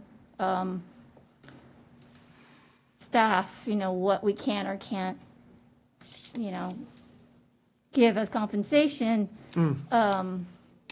I would like to explore new ways to generate revenue, and that includes parcel tax, you know, something like that. Explore new way, this is a new agenda item? Explore Yeah, new. exploring ways to generate revenue, and you know, it seemed that Dr. McDonald liked that idea. So we can ask him when he comes back. But, you know, it's just, you know, we are approaching the fiscal cliff, and we have to find ways. We can't always rely on the state, or we can't always rely on the federal, and we got to look outside the box somehow, and we can't always say, sorry, you know? Right. So what can we do creatively? So Let me just check, I think I got it. Is All right. everybody okay with revenue generation item? Sure. I think everybody's, okay, so that is check, okay. No, I'm turning over here then. No, we're good? On this item? Okay, we need, Madam President says move on. Okay, so we're moving on. All right, approval of, this is actually a wonderful thing. Approval of Resolution 2638, National Native American Heritage Month, November 2021. I don't have a person. Maybe this is the wrong agenda. Do we have a person? Pat? Tina was involved in it, I know. No? We have a person. Oh, I was just looking around. I'm sorry. Would you like to come? Is this Miss Calderon? No? That's what I saw in email, but I don't know. Done. Yeah. We do have a person. Dehovet Almet, good evening. Good evening. I'm so happy to be here in front of you. I also want to thank the people who worked so hard on this resolution, as well as them giving me the opportunity to weigh in and add what affects my tribe here. I am Tina Orduno Calderon. I am Gabrielino Tongva, Ventureño Chumash, and Yoeme. And I am a educator, singer, songwriter, poet, but I spend a lot of time educating youth and doing presentations from anywhere from the babies all the way up to college age to try to teach people about our tribe. We were the original Tarahatam, or peoples of this area, the Gabrielino Tongva. And for 400 years, since we have been removed from our territory, we have also been invisible. We have not been taught about. Our culture has not been shared.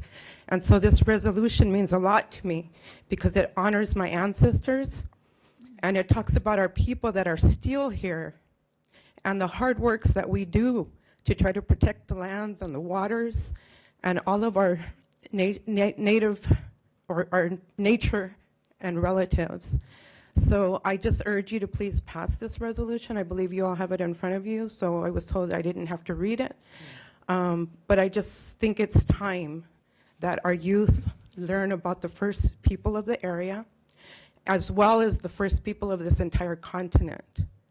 And so I do appreciate your time, and Awish Koneha. Thank you. Thank you. Wonderful, wonderful month. We can have board comment, discussion. Make a comment? Yeah. Thank you so much, Ms. Calderon, for coming. I know she had a workshop to do, so she's a very busy person, and she worked on this resolution.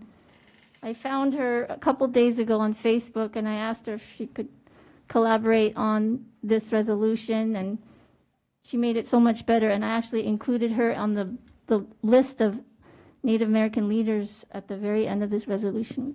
We put her name in it, and she also offered up other leaders' names that are local to our area. So thank you so much for being here. I know it's a very emotional thing. I don't believe PUSD has a resolution. Like, I searched in our archives, couldn't find anything. So yeah, go ahead. I just want to add that the fact that this land belonged to your tribe initially is also stated in the board's resolution commitment to Latinx students. So it is included as well. So thank you. Yeah, I want to thank Tina and our guest for authoring this resolution. This was actually on my battle plan for something to do last year, and with COVID, it just sort of fell off of the list. So I'm very gratified that we're doing this, and thank you so much for coming tonight. I think it means a lot to have a member of the tribe actually here, and I will move approval. Can we hear you sing first, and then we can approve it? I would second the motion. I think, were you serious? Yeah, come on. She was serious. I don't think Tina Calderon got that, but. It was about 16 Yeah. beats or something. I thought you were serious. Sounded like you were Sorry, serious. you guys got the suffer through this too. Well, I think we should thank the lands that support us, that give us everything we need to survive. So I will offer this song to our Earth Mother. Awesh kone hai yo yo kohor, awesh kone hai yo yo kohor, orura mahe kwa e pare yo hiken e yo yo kohor, awesh kone ha, awesh kone ha. So that song thanks our Earth Mother, and it thanks the waters and the air and everything that gives us subsistence. So thank you. What are you doing on Thursday nights? We have a opening of the meeting budget. Oh, sorry. Thank you. So I heard a motion over here. And I heard a second. So all those in favor? Thank you. Unanimous. Thank you very much for coming and sharing a little bit of that precious language with us. We hope that our teachers and students will get to learn about the Tongva and the heritage of this area. Dr. Barnes. Yes. Yours is not nearly as... No, and I'm not going to sing. Yeah. I was going to say, I don't have the right word. It's not nearly as interesting, maybe. I don't know. It's a little dry, yeah. Yeah. I encourage you to approve Resolution 2637 in support of Assembly Bill Number 75, Kindergarten and Community College Public Education Facilities Bond Act of 2022. AB 75 provides funding for renovation and improvement of existing classrooms, construction of new classrooms and school facilities, upgrades for HVAC and clean air filters, and CTE facilities. The state facilities bond program will help to extend the funding for the district's Measure O bond. The state provides 60% of all new construction and, 60% of modernization and 50% of new construction. Our past bond projects have been augmented by the state facility program by about $62 million. And our needs assessment shows that our district needs exceed our bond capacity, or our current bond Measure O. So to have some matching funds from the state would greatly improve our ability to complete our list of projects. I move approval. Have a second. A motion is second. We have a question.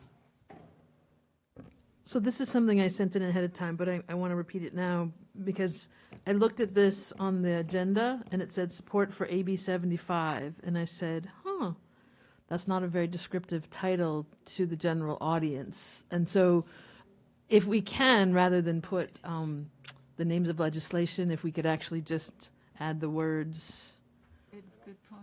Kindergarten Community Colleges Public Education Facilities Bond, that would be greatly appreciated, I think. Thank you. Mr. Superintendent, this is actually a comment for you in one of your roles to the board. So you would have to take notes on that, and you would have to convince Ms. Arona and to do that. Yeah. This isn't, Ms. Kenny has not only said this about this item. In general, it's about expanding descriptions. Okay. We have, I had a question. Leslie, what was the vote last year? How close was it? Was it last year? Didn't it narrowly fail the last time statewide? It was in March of was March? 20, and I believe, I don't remember what the... But it's the same idea, it just failed. Correct. Okay. And I think being on off. Okay. All righty, all those in favor? I'm seeing unanimity again. We're ready to move to action items, I believe, unless I've forgotten something. First one we have, I'm going to turn to Ms. Kenny, I guess. Actually, the first three, if I count right. I think it's the first three are together. Okay, go ahead. Everybody know what I'm doing? I'm turning to the policy committee chair because the board had referred this at a previous retreat, I think, to the policy committee, if I remember correctly last time with Terry. Go ahead. So we had a request to make some changes to Board Protocol 8, and we modified the language of some of the sections to clarify that the request is a best practice and is not required, and we elaborated a little bit on why we think it's a best practice so that it was clear what made it beneficial. We deleted one item, and then we moved one of the items into the Code of Ethics, which is item 2. We talked about this at policy. I think these 4 items being part of Protocol 8 was a very recent addition. And so there was different opinions about what we should do. And so, but overall, we decided to bring this revised language to you and to allow anyone else who wanted to express other opinions to do so here. I saw the first 2 hands over here on the left, Ms. Hawley and Mr. Galen. Do you mind if Pat just, as the other policy board person? Is that okay? Oh, go ahead. I'm so sorry. Yeah, I just wanted to provide a little bit of context of the recentness of the changes. So I helped change the existing language on Board Protocol 8. Oh, geez, it was policy. I don't remember exactly when. But it was in response to a board retreat where we talked about several issues and several cases of historical disagreements between board members and how it spilled over outside of the boardroom, and other issues of that nature. So I believe that I have no problem with the changed language pointing out that it's sort of a best practice, but that was always the intention of the language. There never was any specific consequence attached to not following this board protocol. And there's been times in the past when various board members have violated various versions of Board Protocol 8. So, I think the existing language was okay. I know that there's been a question of legality of it. I agree with board counsel, who has said essentially that the existing language is okay. But I also think that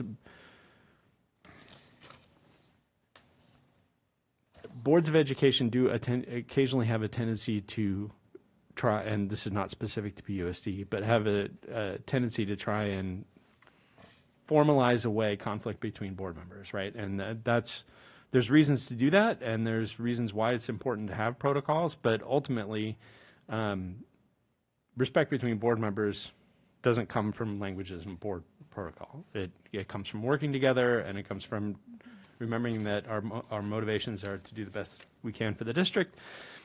So, this came up in policy. There was a sort of a 2-to-1 vote to go with this proposed language. I was perfectly fine with just scrapping these sections of Board Protocol 8 altogether, because although I think that the intention was good, I also think that the amount of time that we should spend worrying about how this protocol is wordsmithed is not really producing much better in the way of a high-performing school district. So I was in the minority, but I said, we can just strike this language, and that would be okay with me, even though I wrote it, and think it's fine. So I'm fine with whatever the board majority wants to go on either, but I did want to sort of offer the rest of that historical context for. Should we go to the other policy committee member first? Who's that? Elizabeth. Sorry. Okay. Yes, we did discuss this, and I some other language or just a kind of context that I became aware of in talking to staff members and talking to our communications staff, who said, well, it's a professional courtesy to share with people who will be affected by what you're writing, or people whose job it is within the district to do the outreach. That would be our communications staff. It's a professional courtesy. And that's the first point. Second point, I think we were aware that this language does not prohibit anyone from saying what they might want to say. So I don't know if I tried to see where we could insert as a professional courtesy, board members will share their writing, but I don't really see where to insert it. So short of wordsmithing, I just say that is the context that I believe we agreed on. It's part of building the understanding that we are on common ground and a professional courtesy. Finally. Sorry. It's fine. It was not a pejorative. Okay. I appreciate the revisions, and I think they were extremely well done, and I think they're very professional. And that is something that I think is required of the school board, to be professional.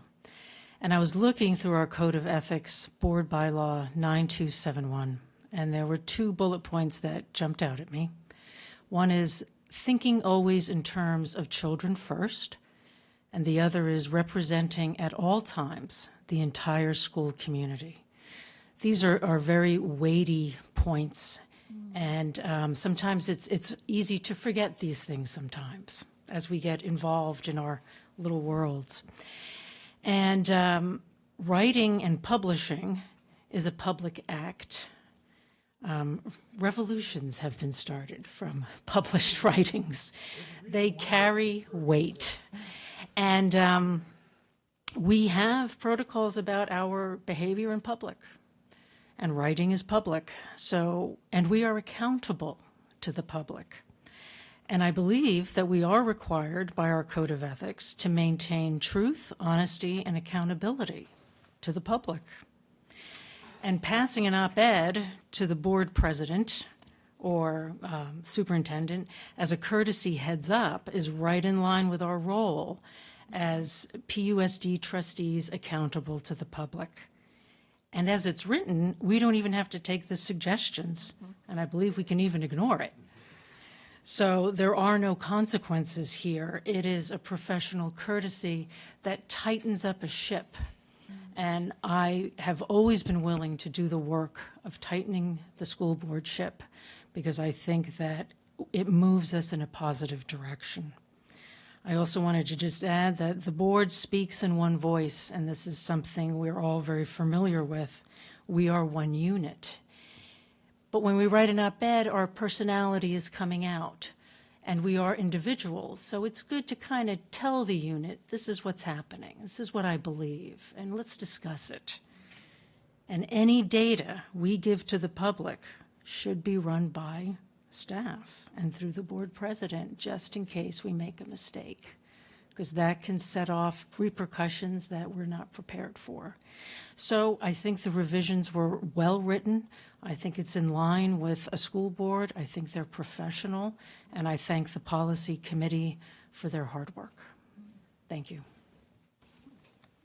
Are we done on this side, or I'm going over here, Ms. Fredericks?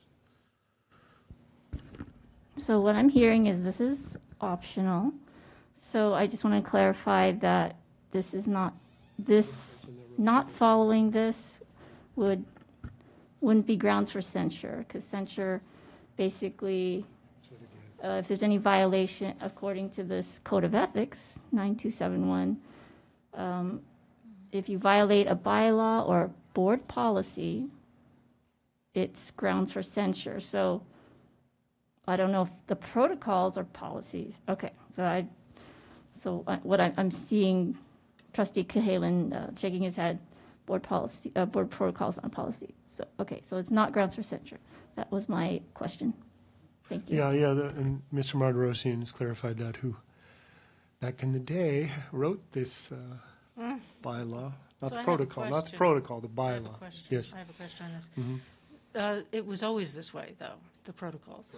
It was always this way. This is You know, Pat and I were talking about, you mean, not grounds for censure. I mean, oh, no, protocol- yeah, that's true. Oh, absolutely true, because Mr. Marderosian wrote the bylaw to say Right. only bylaw or policy. But remember we were talking about, like, when did this thing get in here? And you remember the thing about op-eds? And we still can't figure that out, anyway. I know it was before. I know so there have been two changes. So Still can't the figure it initial out. thing about floating an op-ed past the president, that was the original change, and I don't remember exactly Yeah. when it is either, but I remember I wrote it and then I broke it because I wrote an op-ed and I forgot to send it to Larry. It was mostly about public education in Right. general. It wasn't about PUSD at all. Yeah. But he did give me the, Oh, he did? hey. So And that was back when he was president, so. That's what we can't track down, because in April, right, is when we added this recent. Right. But we're trying to track down the before. Right, but I think the We'll version keep- control that we have Version is very control, limited. not position control, version control. So are you talking about letter E? Because I traced back 3 Oh, you did? iterations before this Maybe one. you did. And it wasn't in there until Yeah. recently. Yeah. And I swear, Pat and I remember the same thing. Yeah. Anyway. Tim, do you remember that? It was been there before So this I last- just- Well, I'm So sorry, I it's didn't know. late, I didn't. guys. So if anyone wants to make a motion, No, so I that didn't we'll know if she was close the finished. rest of the I'm sorry, Kim. Sorry. No, I finished. want clarity. So the protocols Yeah. and this is something that I have been trying to get the board to discuss now for a while, so I'm happy we're having this discussion. Violation of the protocols. What are the repercussions for violating a? There isn't any currently. There never has been. Okay, so. Okay, then- currently and never. All right. So then what's the point? The point is to try to operationalize the bylaws. You notice in the table of contents, there's a bylaw associated with each protocol. And so if there's no consequence, I mean, what do? You tie it to the, I mean. Yeah, the seriousness almost of the only consequence that we have, which is bylaw 9271, which you read, Exactly. is based on violation of law, board bylaw, board policy. That's the way Mr. Mardosian wrote it, probably because protocols are, guidelines and best practices. That's the way he wrote it. I mean, and we passed it years ago. So. Okay, so if we're holding each other accountable for the protocols, and which is something that we should do, and someone violates the protocol, then we connect it to a bylaw? I mean, because what are we doing? If Kim, you just broke protocol number, 9D, and she says, well, so what? I can do that. What are you going to do about it? I mean, I'm just trying to understand the importance and the validity of trying to uphold these protocols if there's no consequences for breaking them. I'm going to go to other board members who are raising their hands. Basically, protocols, well, we have to have trust with one another. That makes us a better team. And we talk to one another, just like Larry called him and said, hey, come on. And then it's like, oh, yeah, I forgot. I got to do this. Because it binds us together as a body so that the public looks to us in our leadership capacities and they trust us. That's if we don't break them. Correct. If we break them, we just talk to one another. I'm just saying, it feels like this situation that we're in around this one protocol is because of the way it was interpreted. So to me, right now, the protocols are more of a headache than they are anything else, because if it leaves one to their own interpretation, and then, it turns everything inside out the way I feel like this has happened here. I mean, what's the point? We might as well just have the bylaws and the ed code and just keep moving. I mean, I'm just saying, I'm trying to understand. But that's your point of view, is unless there's consequences and punishment, they're not worthwhile. Well, that's not everybody's not point. that extreme. I'm not that extreme with it. I'm not saying that they're not worthwhile, but I'm saying so trying to go back to thinking about what Jennifer was saying, that it brings us together. It doesn't bring us together. Every time these protocols have come up for me has been to remind me that this is how it's done. This is how the board should do it. This is how it's done. Okay, so to me, and I've always said the protocols were very restrictive. There were some protocols in here that were restrictive to the board. We worked on those. We changed those. But I'm trying to now understand the accountability piece of it. It's like if someone is violating the protocol and we're having a conversation about it, and I go to the protocol just to remind them, and then they get angry. That happens. That can happen. Exactly. Humans do that. But exactly. It holds, it's how we treat one another, and we can remind one another about the protocols that keeps us a professional body. So should we add a signature line to these protocols that we commit to them? Yeah. They need to be more than just words on paper to me. Right now, they're just words on paper. Let's go around. And remember, you do have the retreat as well, but let's go.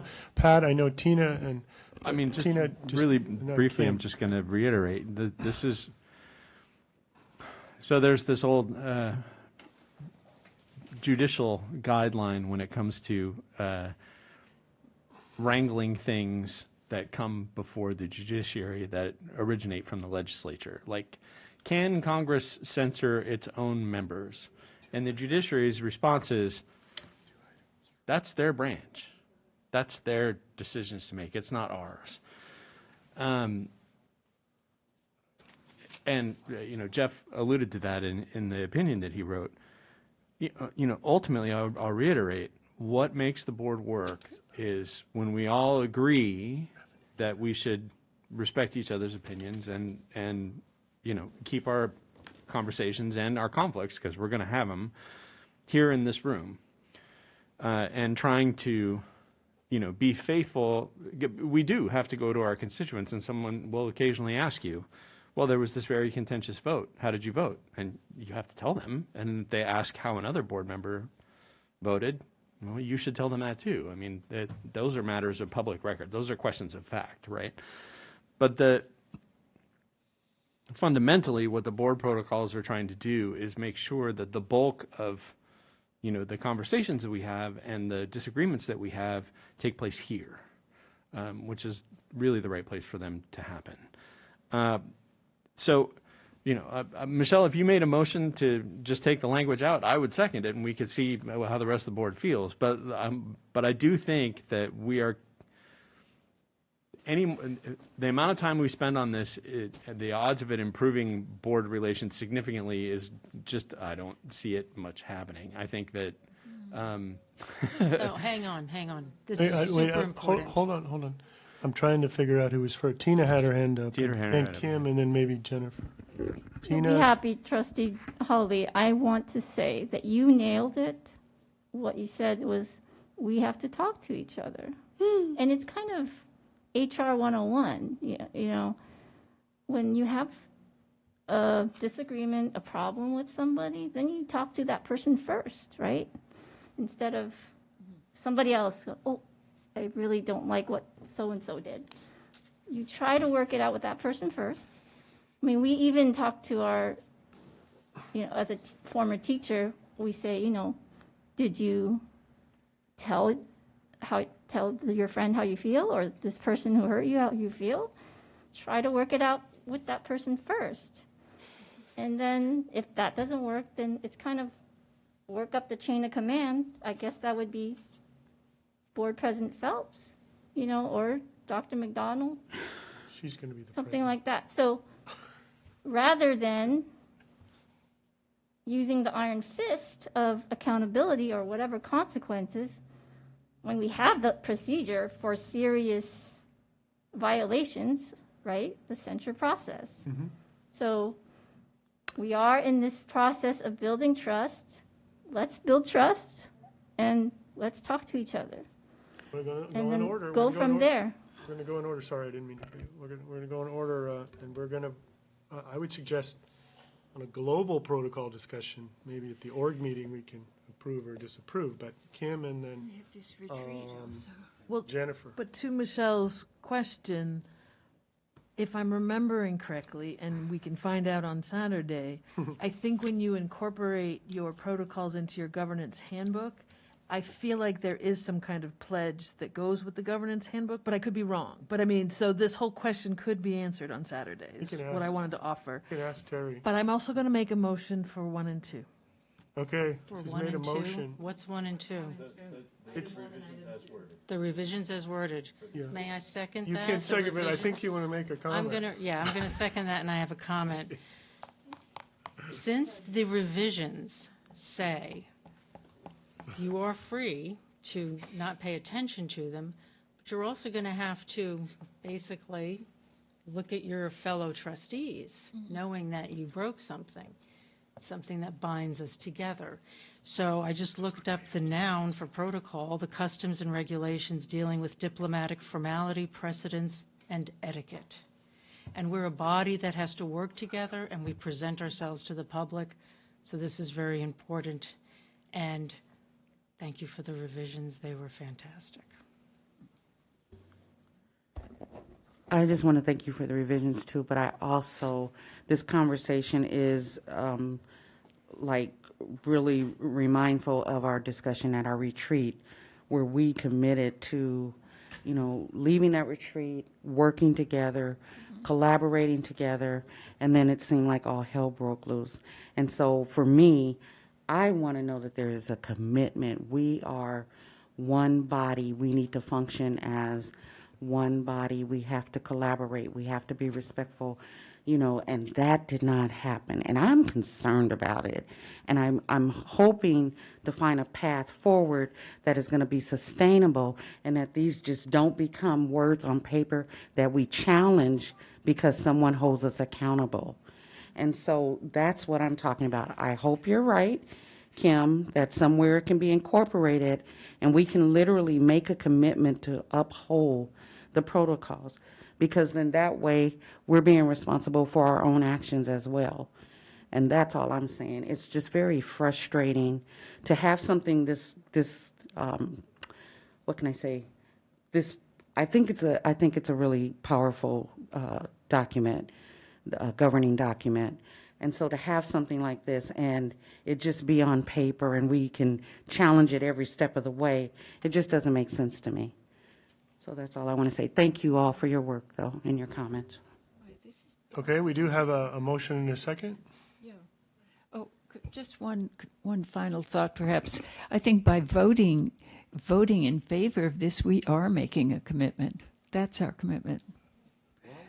And which we are all committing Doesn't really work ourselves to to. go, in my experience, to go back and forth. It doesn't work really well.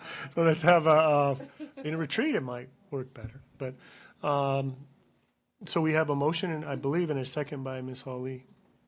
So all those in favor of adopting, this is a sweep 1 and 2 as presented by the committee. I think it's unanimous. We have another policy. I think I'm going to turn to Ms. Kenny. So, yeah, so I think, so this has my name on it, mostly because you may remember that we wanted to implement having a priority within our enrollment lottery for City of Pasadena employees. And then we put it off for a year, and then we kind of forgot to go back and put it into place. So this is us putting it in place. And I think we may have skipped an extra year by accident, but it was COVID. So, but while we were in this policy, incorporating the change that we agreed to put off for a year, staff also asked us, in the past, we've had a pretty strict policy, whereas if you get into a school on a permit, you really need to stay there until the end of the year because we just can't really have people moving around willy-nilly. But there's been some requests this year, and it's been kind of, some of these students, it's been very impactful, and staff wanted more flexibility, that if it's possible to let a student go back to their home school, that there's space for them enrollment-wise, there's space for them staffing-wise, that to say, no, you just have to stick it out for 8 more months, it just doesn't make sense. So that's the other thing that we incorporated into this change. Less rigidity. Wow. I will mention, as a side note, so we wordsmithed that this is item number 8 on page 4 of 7. We wordsmithed this on the fly, and I think we got language that was acceptable to everybody.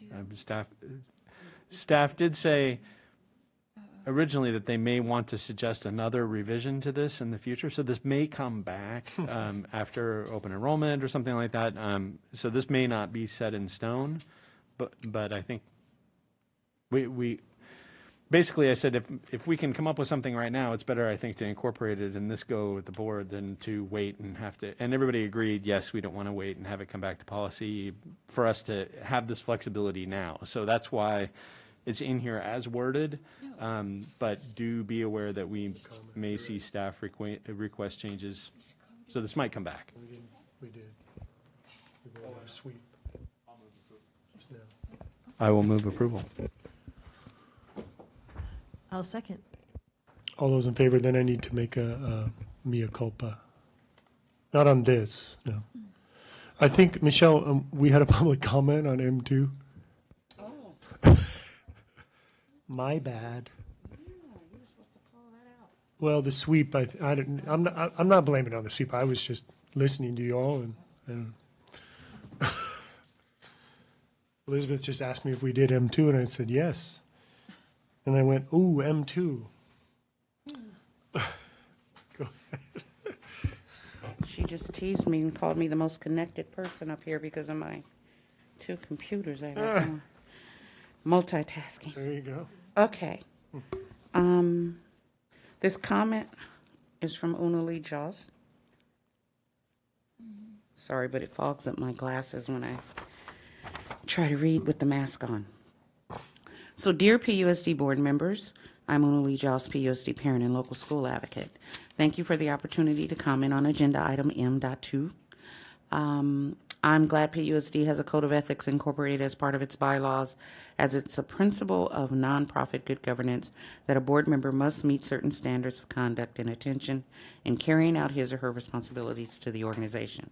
I'm also glad PUSD is reviewing its code of ethics, as it's also a principle of nonprofit good governance to review existing bylaws at least once every 5 years, and as often as necessary to reconcile its bylaws to changes in and growth of the organization, current laws, and nonprofit good governance principles. In that light, I would encourage the board to review and consider aligning its existing code of ethics with nonprofit good governance principles in order to ensure PUSD's code of ethics clearly lays out the three key duties of any nonprofit board member: that of the duty of care, duty of loyalty, and duty of obedience. Board Source, a helpful resource for nonprofits, briefly explains the key duties of nonprofit board members as follows. Duty of care. The duty of care describes the level of competence that is expected of a board member and is commonly expressed as the duty of care that an ordinarily prudent person would exercise in a like position and under similar circumstances. This means that a board member owes the duty to exercise reasonable care when he or she makes a decision as a steward of the organization. Duty of loyalty. The duty of loyalty is a standard of faithfulness. A board member must give undivided allegiance when making decisions affecting the organization. This means that a board member can never use information obtained as a member for personal gain, but must act in the best interest of the organization. Duty of obedience. The duty of obedience requires board members to be faithful to the organization's mission. They are not permitted to act in a way that is inconsistent with the central goals of the organization. A basis for this rule lies in the public's trust that the organization will manage donated funds to advance the organization's mission. The duty also requires board members to obey the law and the organization's internal rules and regulations. Board Source also includes sample codes of ethics. She had a document attached, but I don't have it, which I would encourage the board to review and consider modifications to the board's existing code of ethics in alignment as needed. Thank you for your consideration. That's it. And then I just want to ask, if you permit me, does the board want the protocols at the org meeting? Yes, I think they should follow us at all of our meetings. Apparently it's not, because Diane just asked me. Yes. Well, I was going to say, so to have discussion about how to change them, because I'm going to say no. Let's No, not it do that at says, the it org says to meeting. be approved, and that's the question. Sorry. But they are approved, so I would say no. Reconfirm. But I think we should have them There's a no. if we need to. There's a no. There's a It's yes. fine if it's yes, if we're not making any changes. Yes, if it's not, I think we should have them there because we're doing business. It's part. And we may need to. Yeah, I think Diane's thinking about the things that are on that agenda. I don't, so my 2 cents, I don't mind if they're on there, if it's a pro forma acceptance, but I would ask that if any board member, I mean, that's a Pro forma? public comment that everybody should sort of chew over in their head.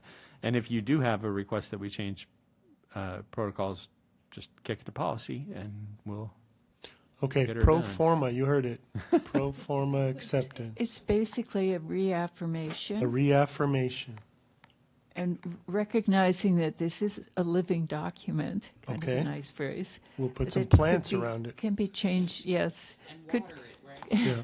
could be changed in the future whenever we all want to. She's a great gardener, by the way. Have you seen her garden? Wonderful garden. Yeah. All right, so I don't, sorry to derail us with that, but the administrative services manager asked me a question, so she's a real-time worker. Congratulations to the redistricting commission on a good meeting, but let's go to number 4. Dr. Barnes, I presume. Jefferson. So this was the item that was tabled last time for more clarity, and it's been rewritten to include the dates, and it also includes the verbiage that is in our master agreement with the city as far as indemnification and liability. I would move approval if we fix the dates in the board report to match the MOU. So the MOU has December 1st, 21 to 11/30/27, and the board report dates are just slightly different. Okay, do we have a second with, this is a motion to move the board report and MOU with an amendment to the board report. I will second with amendment. Yeah. And Ms. Sanchez is, and Dr. McDonald are in charge of capturing the amendment. Good luck with that. All right. Okay, all those in favor? It has been moved and seconded as amended. It's approved. Kim did this before, approval of district nomination for CSB delegates. I mean, she was a delegate, I believe, if I'm not mistaken. So, But we need to approve a district nomination. so yeah, the process used to be that you applied, and then when they distributed everyone who had applied, and then boards voted on their nominations. They added somewhere in the last 3 years an extra step where your board has to approve you putting your name forward. Perhaps rogue board members put I their can names. imagine Who, why. who knows? Whatever. So this is a new step. So this is all you're doing is saying it's okay for me to send in and nominate myself, which will then come back in the spring for votes. I will move approval. I've always wanted to be a CSBA delegate, and I do not have the time to be a CSBA delegate, and I think Kim's done a great job, so I move approval. Is this for Kim? Yeah. Yes, I'm sorry. My name got written. Yes, your name is here. Second. We have a motion and a second, I think, is what I heard. We do. All those in favor? You can vote. Come on. All right, we have a, Did you count did I count? the vote? I did not.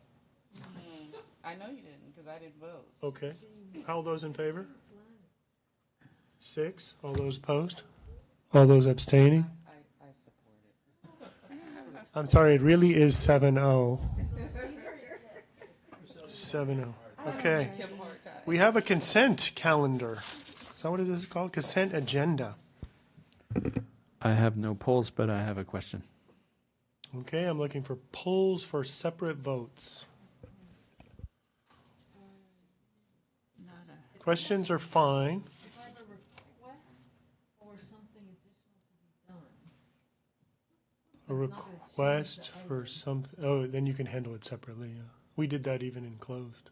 Sorry, I'm not divulging anything. Closed.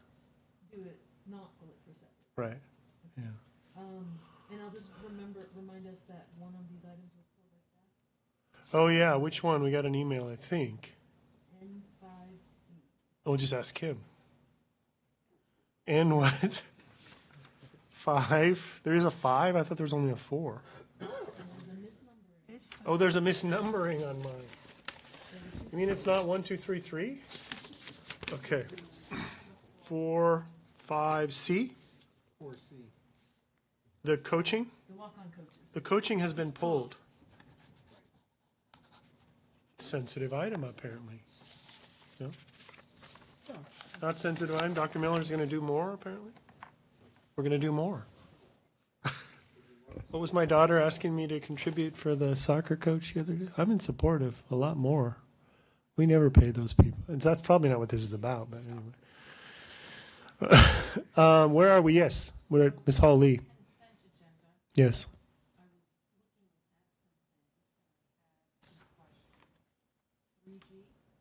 3G. Okay, so you don't have any polls for separate, but you have a question.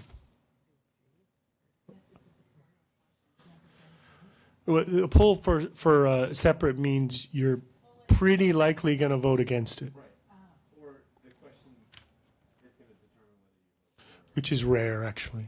Okay, well, I saw an Inconsistency. Kim just actually made an amendment motion with a successful amendment about an inconsistency on an MOU. Pull it. Okay, we're pulling which one? G3. 3G. You sunk My my first battleship. 3G. 3G? I'm circling, it's bylaw? Oh, okay. Agenda and meeting materials? Yeah. Yeah. Oh, it's the days. Okay. Yes. 10 days before the meeting. It's the days, because it's inconsistent. Okay, well, that's been pulled. I'm sorry, Right. I'm actually have a few calories left. That's been pulled. Oh, any other polls? 4B. 4B, isn't the right number 4, purchase orders? That one, okay, so I have two, I believe I have 2 polls. Did I miss anything? So we will go to, what do we do first? I'll move approval of the rest of the I think consent. that's what we do first. There we go, there's my answer. Second. And I have some questions. And we have questions, too. these are on, everybody know what she means? Probably you do, I don't have to say it. Everything except the 2 polls? Okay, go ahead. Yeah, questions. I just wanted Comments. one is a comment on the PE policy. PE policy. Which we did discuss setting some kind of limit on the class size just because of the concern when it was getting up close to 80. And so staff wanted to work on that a little bit more, and we said we wouldn't be imposing it for the current year, it would be for following year anyway. So, but we did want that to come back, and they just wanted to understand the implications and figure out how to handle it. So I'm sorry, the next policy chair is responsible for remembering this? I guess so. Okay.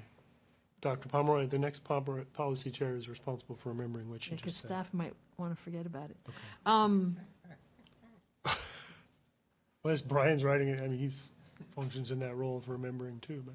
On the purchase orders, I guess, no, that's pulled. That's pulled. I'll come back to that. On the CAC list. CAC list. So we heard the public comment, and I wanted to say that I too was concerned about how slowly we were adding parent members, and of course, I had to go do some calculations, and this is a committee that by its own bylaws is required to be a majority of parents, but last March it had 2 parents, which was 22% parents, and in May it worked its way up to 26% parents, and now I think it's at 35% parents, but we're still not at 50%, and most of the others are staff. When I kind of said, I wonder why this is happening, I went back and thought about the bylaws, which require you to attend 3 meetings before you can apply to be a member. And it is the only parent committee that works that way. Most of our committees say, do you want to be a member, or you're a member coming from a school site, and you lose your membership when you've missed meetings. And so I wanted to see if there was concurrence on the board that we have a change made to the CAC bylaws to, if parents are saying, I want to be on this committee, that we should let them be until they've shown that they're not interested anymore by missing too many meetings. So did you propose that to the CAC committee? It was after the meeting when I think I read this over and saw all of this. And we're the ones who approved their bylaws, so I wanted us to say. Yeah, but they're the ones who. True. Maybe you should start with them? Well, No? there aren't very many parents on the committee yet. There isn't even a functioning executive board yet. So I was just hoping if the rest of the board concurred, we could kind of say to Marco, is this something you feel you can take back to the committee and have them work on it? Yeah. That was the intent. I wanted to ask staff, if you're, Michelle, are you? Sorry, I mean, I don't have a problem, but I think in all fairness, I mean, Marco convened the bylaws committee. He had a team of folks who worked on the bylaws, so I'm thinking that you could just start with Marco and he could take care of it. The board wasn't involved initially, so. What do you think, sir, about, I guess there's. I like this idea of adjusting the bylaws. I think that Ms. Bailey is correct in saying that, we did have a group working on it, so I think it would serve well to get them involved and let them be part of the process. But I do think that the parents would agree to that, and I think the committee would also be in favor of adjusting it enough so that we can have more membership more quickly, which I think is the hope. Yeah, because remember, those bylaws were actually carried over from previous bylaws. So, I mean, I think that's a fair change. It makes sense. That was just a question, right? All right. Other questions on, I don't think we voted on the most of the consent agenda. My other ones are requests for, so Scott, you weren't here when we did the operational review discussion, and I brought up that there were 2 items tonight that have the effect of adding a position. One is the program specialist for middle school, which is replacing an open assistant principal position. And my ask is that as we open this new position, that we close the other one so that we're not carrying 2 positions. In the budget. And that for the What was the response? Did she ask it earlier? No. So I'm asking it now, and so, but I'm also thinking about, how does this come back to the board to kind of show up? But that you have to go to staff with that question. Is staff okay with, what do you want to close the assistant principal position? It's sort of an academic staff question, isn't it? Well, so what I brought up earlier was like, how are we being explicit when we're making position control changes? So all we got today was a management salary schedule that said there's going to be a position named this and it's going to pay this. So it wasn't saying, by the way. This is a larger question about a practice that we have done for a long time. Does everybody understand this question? It's actually an interesting, Steve certainly understands it.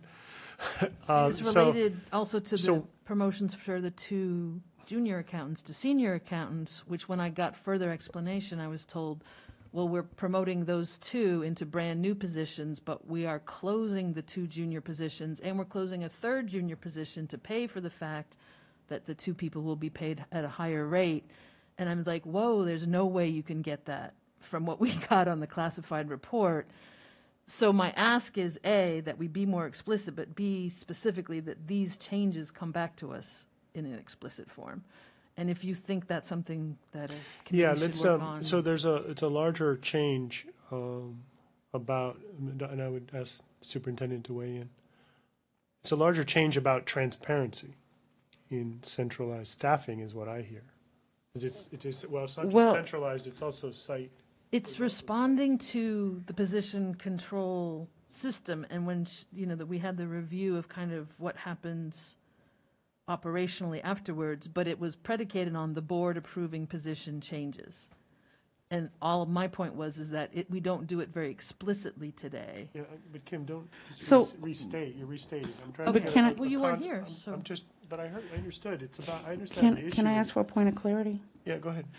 So I hear what you're saying, but are we sure that the vacant positions aren't planned to be staffed? Well, that's why I'm asking.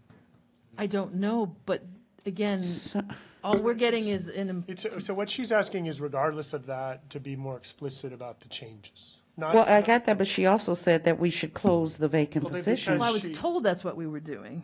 Okay. So, but again, so this is a question for operations, senior staff, right? Basically. So do you want? She's asking for, more explicit explanations of changes to positions and establishment of positions and. Well, what I've done in the past when I've wanted to establish a position, well, not even establish a position, to make some changes to a position, is to write a memo to the board explaining everything. Are you asking for something other than a memo that explains everything ahead of the board meeting where you would be approving that change? I think she's asking, are you asking for the public-facing document? Yeah, I'm saying, so tonight we are approving these changes, except you can't tell from the documents we're approving tonight that that's what the changes are. That was the backstory I had to get to understand that that's what these changes were, but it needs to be explicitly spelled out. Promoting these 2 people, closing these 3 positions. And then we would approve the ratification saying, oh, look, we created 2 new ones, we closed 3, yay. So and then the board has approved it. Okay, explicitly spelled out for the public or for the, I'm not sure I understand. To show that the board has approved them. Because I don't know how anyone would know that we approved closing 3 junior accountant positions from tonight's agenda. Except for it could get reported in a minute. She would like the board to approve new positions and the closure of previous positions in an explicit way in a document that's posted for the board meeting. Because that's what is It could assumed be we're included doing. in I the have to board explain report? it, Kim, I just stated it. I don't know, I guess I'm a little confused because, when we want to establish a position that requires additional funding, if we didn't have the funding allocated in the adopted budget, then we would have to come back to the board for the board to approve the allocation of additional funds to establish the position. But if there are positions already in the budget that was approved by the board, and we simply want to move things around, then what you're asking us to do is to make it very clear, make it explicit in how we present it on the agenda. She's okay with ratification, yeah. Make it explicit, yeah. Yeah, this isn't move person A from position A to position B. This is opening a new position, closing a position, and then putting people in them. Or in the accountant positions, opening 2 new positions and getting rid of 3 positions. Do this. But that's not spelled out anywhere. And I'm not saying that any of those has budget ramifications. But again, the position control flow chart didn't say you only have to have board approval when the position creates a money change. It said positions are approved by the board. At least that's Okay. what I understood it to Okay, say. all right, I understand. And my very, very last comment, thank you so much, is I'm very sad to see Sherelle Bailey, a homegrown PUSD person, leave our district. Ditto. Where is she going? Glendale. Maybe she come back. Where did she go? Well, when she's not a side event. Glendale, apparently. She went to Glendale? Kim covered my question, so I have. You look outraged at that. Oh, you sounded outraged at that. I know. She's such a good person. Oh, I remember going into her office at Muir as a counselor and trying to convince her to stay. That was a long time ago. She was at McKinley. It worked that time, but anyway. Oh, here you go, sorry, Pen. It worked that time. Okay, so we have the rest, I think we're done with the questions on the bulk of the consent agenda. We're done with the questions, we're ready to have a vote. We had a motion and a second, I believe. So all those in favor? This is the bulk, except for the 2. Okay. Now we're going to go in order. We're going to go to Ms. Hawley, number 3G. Motion to approve of the amendment. I have to bring up the language. Sorry, one second. This modern technology. I noticed the inconsistencies in this and that the text, the top page said, it's necessary that any board member agenda request reach the board president and superintendent at least 2 weeks prior to the date of the meeting, because board agendas are reviewed by the ELT the Tuesday prior. So that's 2 weeks. Then in the inside, things are crossed off to 10 days. But 10 days, isn't that 5 days? That's Is this just, 5 instead Tim, of is this something 14? that we missed the? Yeah, so the executive summary should have been changed to match the 10 days that it's in the policy. It came to policy as 2 weeks, and we made it into a format that fit to get to that it had to be turned in the day before the ELT discussion of the board agenda, which is 10 days. Does it give them enough time to go over all this? Well, it should say 10 days up here. Yeah. Is 2 weeks, gives them a little bit more buffer? ELT? Why can't it just be the 2 weeks? In effect, that's 10 working days. So Right, but the buffer gives them a little bit of an edge to pass things around to each other instead of these hard edges Monday through Friday. Kind of gives them that wraparound from Friday to Monday. Did we not? I guess we didn't put calendar days, did we? We probably should. It says 10 days. I'm looking at it. Yeah, 10 days are Monday through Friday. They get the Do you want full to change that? 2 weeks. Modifications, am I hearing? I know she said one, but now I'm hearing others. So if we increase the days on the notice, then it's decreases the opportunities to request the, to make the request. Does that make sense? Do you want to, let's take one, do you want to say working days or calendar days? Do you want to add an adjective here? Did you Calendar mean- days is the intent. Calendar I think days. I like the calendar days. Yeah. So, And again, it was, Diane said 1 week doesn't allow it to come to ELT, so we want to make it not too far, but enough to allow Right. that to happen. So that's why we changed it to 10 days. and what doesn't match the summary? Oh, the summary. Yeah, in the summary, I think we didn't go back and change that. The summary should say 10 days. Do they have enough time to do this with? Well, have enough yeah, time? we should, I guess we should talk about this a little bit. If it's see, it's kind of like, in my mind, and I'm sorry, Michelle left, but what's not said here is what we've been doing recently, which is we get a majority support, right? We used to do it by email polling, but now we're doing it by future agenda items meeting, right? We get majority support for staff to do work for us, right? This is not about that. This is just an individual member requesting an item. It doesn't mean staff's going to do work. Or the public. And again, Or the this public. is I mean, more we of have a, all over our bylaws and protocols, it acts as talks about individual members can't ask for work, so. but this is acting as a cutoff, if you will. So in other words, when I get a request, if it's within 10 days, it can go on the next one. It If can go it to- misses yeah. the deadline, it gets put in the pile to be considered for the following month. Yeah, 10 days is, it will go to ELT if it's 10 days. Isn't that right, sir?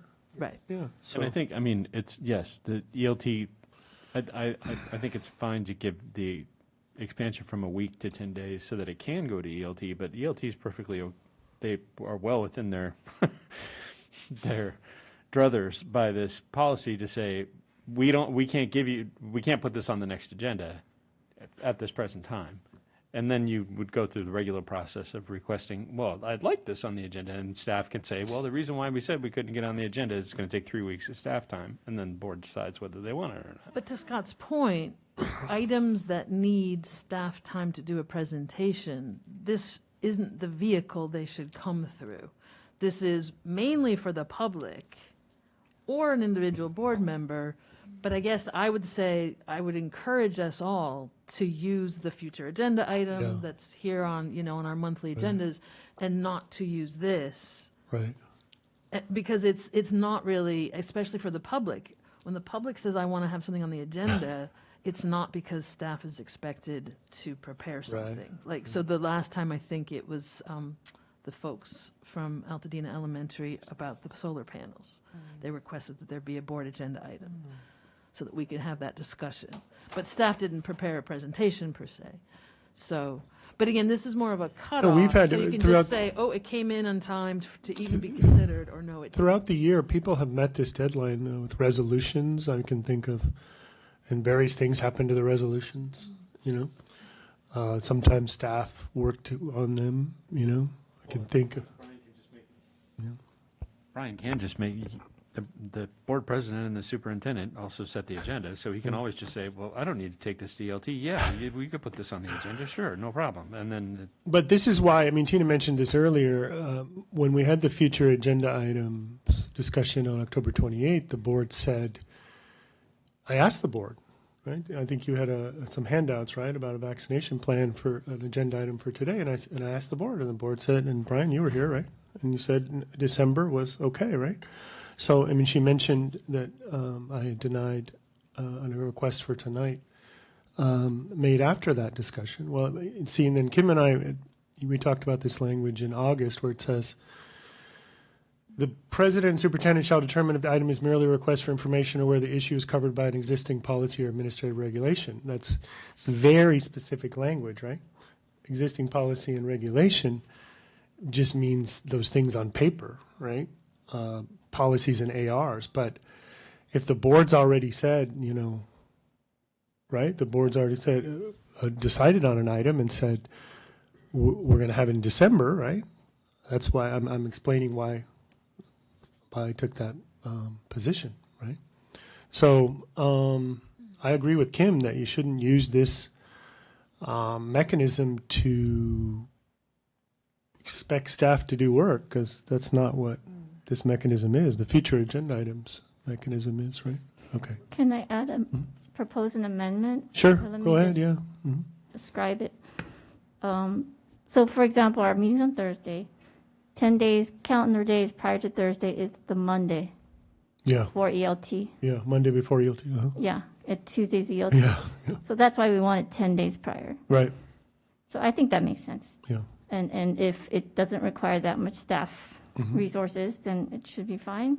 And if it does, then it goes to the next month, right? The language I want to add is just to make that explicit at the very end of 10 days before this, at least 10 days before the scheduled meeting date, in order to provide the superintendent the opportunity to evaluate the request with staff at the prior executive leadership team meeting. It just kind of spells out why we made it 10 days, so that maybe ELT is going to change their Tuesday meeting to Wednesday in the future. So this might need to be modified. At least 10 days before the scheduled meeting date. Are you in the last sentence? Item submitted less than that sentence? It's less than 10 days? Or which sentence are we in? Second sentence. Second sentence. The request shall be submitted in writing, that one? To the board president, superintendent, or designee with supporting documents and information. Yes. If any, at least 10 days before this. Oh, you're adding on to the end of that? Yeah, in Okay. order to provide the superintendent the opportunity to evaluate the request with staff at the prior executive leadership team meeting. And Amelia's looking at you, and she's probably asking if you could, I don't know, Yeah. center that, no? No. You're just looking over there. Okay. So what do we think about that amendment? On the end of the sentence that says, the request shall be submitted in writing to the board president, superintendent, or designee with supporting documents and information, if any, at least 10 days before the scheduled meeting date, Tina would add that, what she just said, in order To provide the superintendent the opportunity to evaluate the request with staff at the prior executive leadership team meeting. Yeah, I think that's, it's good organizational memory, right? So who knows? I think I'm seeing good body language over here. And did calendar days go into? Okay, we're putting calendar days in, Amelia, in I front of always, days. if Twice. anyone ever sees days again without calendar or business, remind me, because it should always say one or the other. All right, so as long as Dr. McDonald and Amelia, I'm just telling you, Do you want me to move one of your approval? roles, sir. I'll have the edits. I guess we could have a motion as amended. There were a couple amendments. There was to the summary, too. So Tina moved, I'll second. There were like 3 amendments, weren't there? To the summary, aligning, and then there were these 2 in the actual bylaw here. So, move to approval. Who did we have a motion in a second? We did. Tina moves with amended, and I'll second. Is that okay? Everybody all in favor? And we're hoping that's all captured. Ms. Arona's probably watching, so. We should ask her to text me. Are you already typing those edits in? No. Okay, that was one of them pulls. Let's go to purchase orders 4B. Oh, it was her. She knows. Tina knows. Who pulled? Everyone know. Who pulled. People know who pulled there. Page 3 of the purchase orders says other insurance for $291,000. I just want to know what that. It says self. Oh yes, Kim did this. This seems like she asked a question about that. Actually, this one was sent to us, and I seem to always forget that self actually is something. It's not like when they tell you to sign something and it says self. What does it mean? Leslie probably knows what it stands for. Diane already typed the edits, by the way. It stands for something. And it was attached. What is insurance? Sorry? It's insurance? No. Liability, excess liability, is that the E and the L? Pretty good guess. Fund, is F fund? State, is S state? I just made up an acronym, or made up a meaning of the acronym. It's totally wrong, but, all right, so It's coming up on my screen. are we going to have I think it's just a question, right? I had one comment I wanted to Oh, make. go ahead. Are we getting an answer to SELF that? stands for Schools Excess Liability Fund. Almost. I had state, it was schools. Sorry, this is off the purchase order. So the concern I wanted to express, because when I saw that, I think it was Dale Scott was here, and I said, well, wait a minute, Measure O was a while ago, and the invoice that we were paying seems to have been dated March 2021. But now we're ending up paying it in this fiscal year, even though it was for the bond work that happened in 2021. But my real concern was if they sent us an invoice in March, but we're only paying it in October, I wasn't sure What was the answer? what that meant. Well, I didn't ask that question because my first question was, can I please get copies of the purchase orders? So this is a follow-up question. Real-time question, in the moment, Dr. Barnes. So I'm expressing a concern. I just wasn't sure if We this have was- the relevant staff member present. I'd have to look into why it wasn't paid. I don't know if we didn't receive the invoice or what the issue was, but. All right, that's just a concern is, I want to make sure that, I was mostly concerned. Hopefully we did accounts payable and we're not paying it out of this year's money. But Kim? Anyway. Thank you. Okay, one more, page 4. Page 4 of the POs, okay? Yeah, Ed Logical Group Corp, 2.5 million. I believe it's special ed, but oh. Yeah, those were the additional nurses. Oh, okay, can you explain? Testing? Testing 1, 2? Breast testing and boosters, okay. And vaccines? Can you repeat? That was the contract that we did to hire the outside nurses. That said logical. All right. Thank you. It was just a huge amount that the public will probably appreciate knowing. I'll move approval. I think we're done with questions. Mr. Kalen got a motion for approval, and I will second. we got a motion and a second for these item. You ready? All those in favor of POs, of paying for things? Okay. It's unanimous, Ms. Sanchez. Board committee updates. Board committee updates? I'm moving on if there's no safety or policy. No, I'm not on task force yet, sorry, I'm slow. Is there safety or policy? Policy did a lot of updating tonight. Oh my goodness, I keep forgetting to Safety? include my safety notes. I think I can go off the top of my head. If not, I have Jennifer and Tina here to help. There you go. Okay, so without looking at the safety agenda, because I just shut down my computer, Rhea gave an update on the vaccinations related to COVID-19. And let's see, somebody tell me what's on the agenda. I need the agenda. You're like me, I have Hold to on. look at the agenda. I am so sorry. Let me get the agenda up. Hold on one second. Foster youth? Did you talk about foster youth? Was Teresa there? Did we talk about foster youth? Hold on. Tina, do you remember? I know, my notes, I don't know. They're at home. Keep forgetting to put them in here.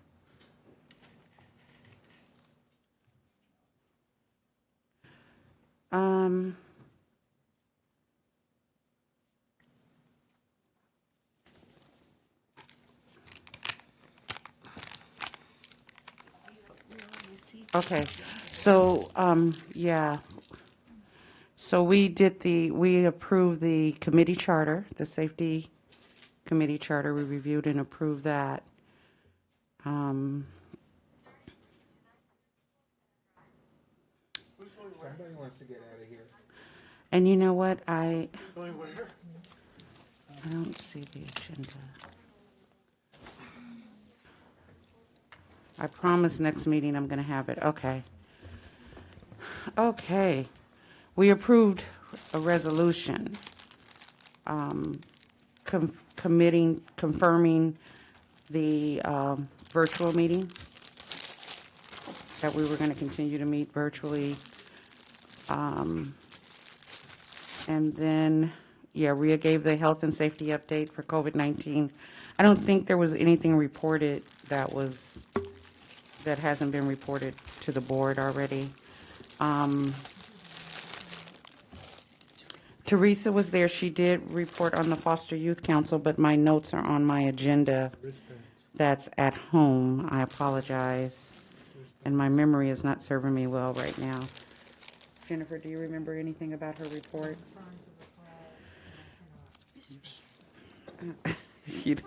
I know it's so much that happens in between the meetings and now, right? You got to have your notes. And you know what? You guys just move on because I don't. I'll write something up and send it to the board. I'm I'll glad you're send it to legally Diane. having virtual meetings. That's good. Yeah, I'll write it up and send it to Diane to send to the board. I apologize. I was in and out of that meeting, sorry. Yeah. Yeah, I was in and out of that meeting. Oh, okay. But it was a very good meeting. I remember that. Always wonderful meetings in safety. They always have good meetings. Task force updates. Well, I feel like facilities canceled, but I'm looking at you. No, we had it. We had to, Was it canceled and uncanceled? it was canceled because we ended up with a board meeting that same day, I believe. So, and then okay, I wasn't imagining things, but you had a meeting, okay. We had a meeting on the 16th, and we have. Oh, yes, 2 days ago. Yes, so we have established our recommendations for the board, and we'll be bringing them to the board in December. So I just want to point out, for the org meeting purposes, that one of the task forces that Pat wrote up is going to deliver Correct. deliverables. Yes. Just want to point that out. Yes. Okay. We're a year late, but but we I just made want it. to say it's not a flawed concept, deliverables. Okay. Finance, so thank you for that. Finance task force? I don't have an update, but Okay. I'm wondering what will the committee structure be next year and if it's possible to roll some things over. I like deliverables and recommendations for boards. That's what I like. Okay, but that's just my preference. Okay. Board reports, request questions. Apparently tomorrow at Marshall, there's innovation. Set your alarm clocks. 8:45 or something. Anything else? That's what I remember off the top of my head. No? I have a. Oh, sorry, I comment. didn't turn to the right. Public comment mentioned having WebEx access to the board meeting. Are we going to do that? Well, at least, if we're going to we're going to virtual on our committee, then that's already accessible to everybody. But for The committee has been virtual since COVID. Let's so. Maybe at the org meeting. Sounds organizational. I don't know that there's agreement on that. Is what I'm saying. It would just help working Yeah. families to be able to, like they said, to engage in working families and give them access. Rather Especially than when our timing being is all, televised. Yeah. Okay. our schedule's all over the place, and sometimes later is better for people, earlier is better, and just give them choices. They can come here or they can log on to. So I'm trying to understand because they can already see it either television. Yeah, or they can see it. I believe it's streamed Not as just- well. But be able to make a public comment. not Yeah, just that's watch. the part. So is there a way that they could call in? Isn't it that how they do it at the city council meeting? City is, I think, still doing virtual, aren't they? Right, so the public calls into them, right? The city's doing hybrid, so there's some council members that attend and Oh. some from Mm-hmm. home. But they passed the resolutions about, that they had to pass to continue doing I've virtual, already right? asked TJ about, Just like you But did. for the public to participate, I think the public calls into the city meeting. Yeah, right? real-time public comment is a part of the requirement. Right. So I So that's what you're believe- trying to do here, right? yeah, same, yes, same as the city. And I believe TJ said there just needs to be a WebEx navigator, like someone that's watching, like basically queuing up people that want to make their comment and then enabling them at the right That's what it time. was. It was a staffing thing, remember? Yeah, it's a staffing issue. So I So think we there just needs to be a designated person. We would have to ask staff about this, right? It didn't seem possible. I remember Ms. Arona there was some previous time when we were worried about this, right? Nobody to monitor. I remember that. So I guess, does the board want to ask staff to, let me just ask, because Tina's, hello. Let me ask everybody, does the board want to ask staff if this is doable? And If it's doable. okay, go ahead.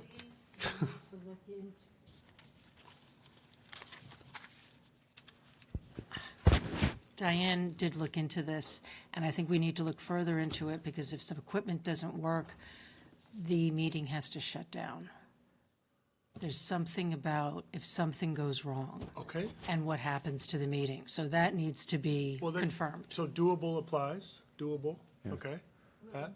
And the only other thing I'll mention is if we do, get used to hearing the words, please turn your speakers off. Because we will get a lot of feedback from people who are dialed into the meeting and they're watching the meeting and then they're talking, and so we will get a feedback loop. I'll talk to the superintendent Yeah, because. see what staff says. You hear different things from different people. So on city council, they mute you until whoever's the person that controls it, they'll bring you in. Yeah. We might want to consider also the effect of that too. Public comment in person and submitted in writing might be, what's the word? More humane than what the city council's been experiencing. That's a Yeah. big fat mess. That's horrendous. What It's they're going terrible through what they've been experiencing. with the live Yeah. commentary. I just wanted to quickly mention that I believe the CAC, Dr. Villegas, maybe you can remind me, is it the CAC that decided to have a hybrid meeting next month? Yes, they're looking at exploring to do a hybrid meeting. The next meeting will be hybrid, yes. Okay. So that's what I wanted to say earlier in response to the public comment, which the Brown Act allows me to make a brief comment, so I'll just say that. Always start your comments with, this will be brief. All right, so are we ready for adjournment? I just want to say thank you for a challenging year, everybody. And, professional growth and all that. And I look forward to Dr. Pomeroy taking over this. I have a question. Yes. Can we give Scott an applause for being president for a year? You might. And you haven't seen Anthony yet. Wait till you see Dr. Pomeroy's repeat. She has a repeat performance coming. Well, we'll applaud you next meeting. Okay. So, next is what? There's so many meetings. The 6th? Well, no, wait. There's one on the 29th. A special one. Enclosed, right? Negotiations. 29th, 6th, 9th, 16th, I think. Okay.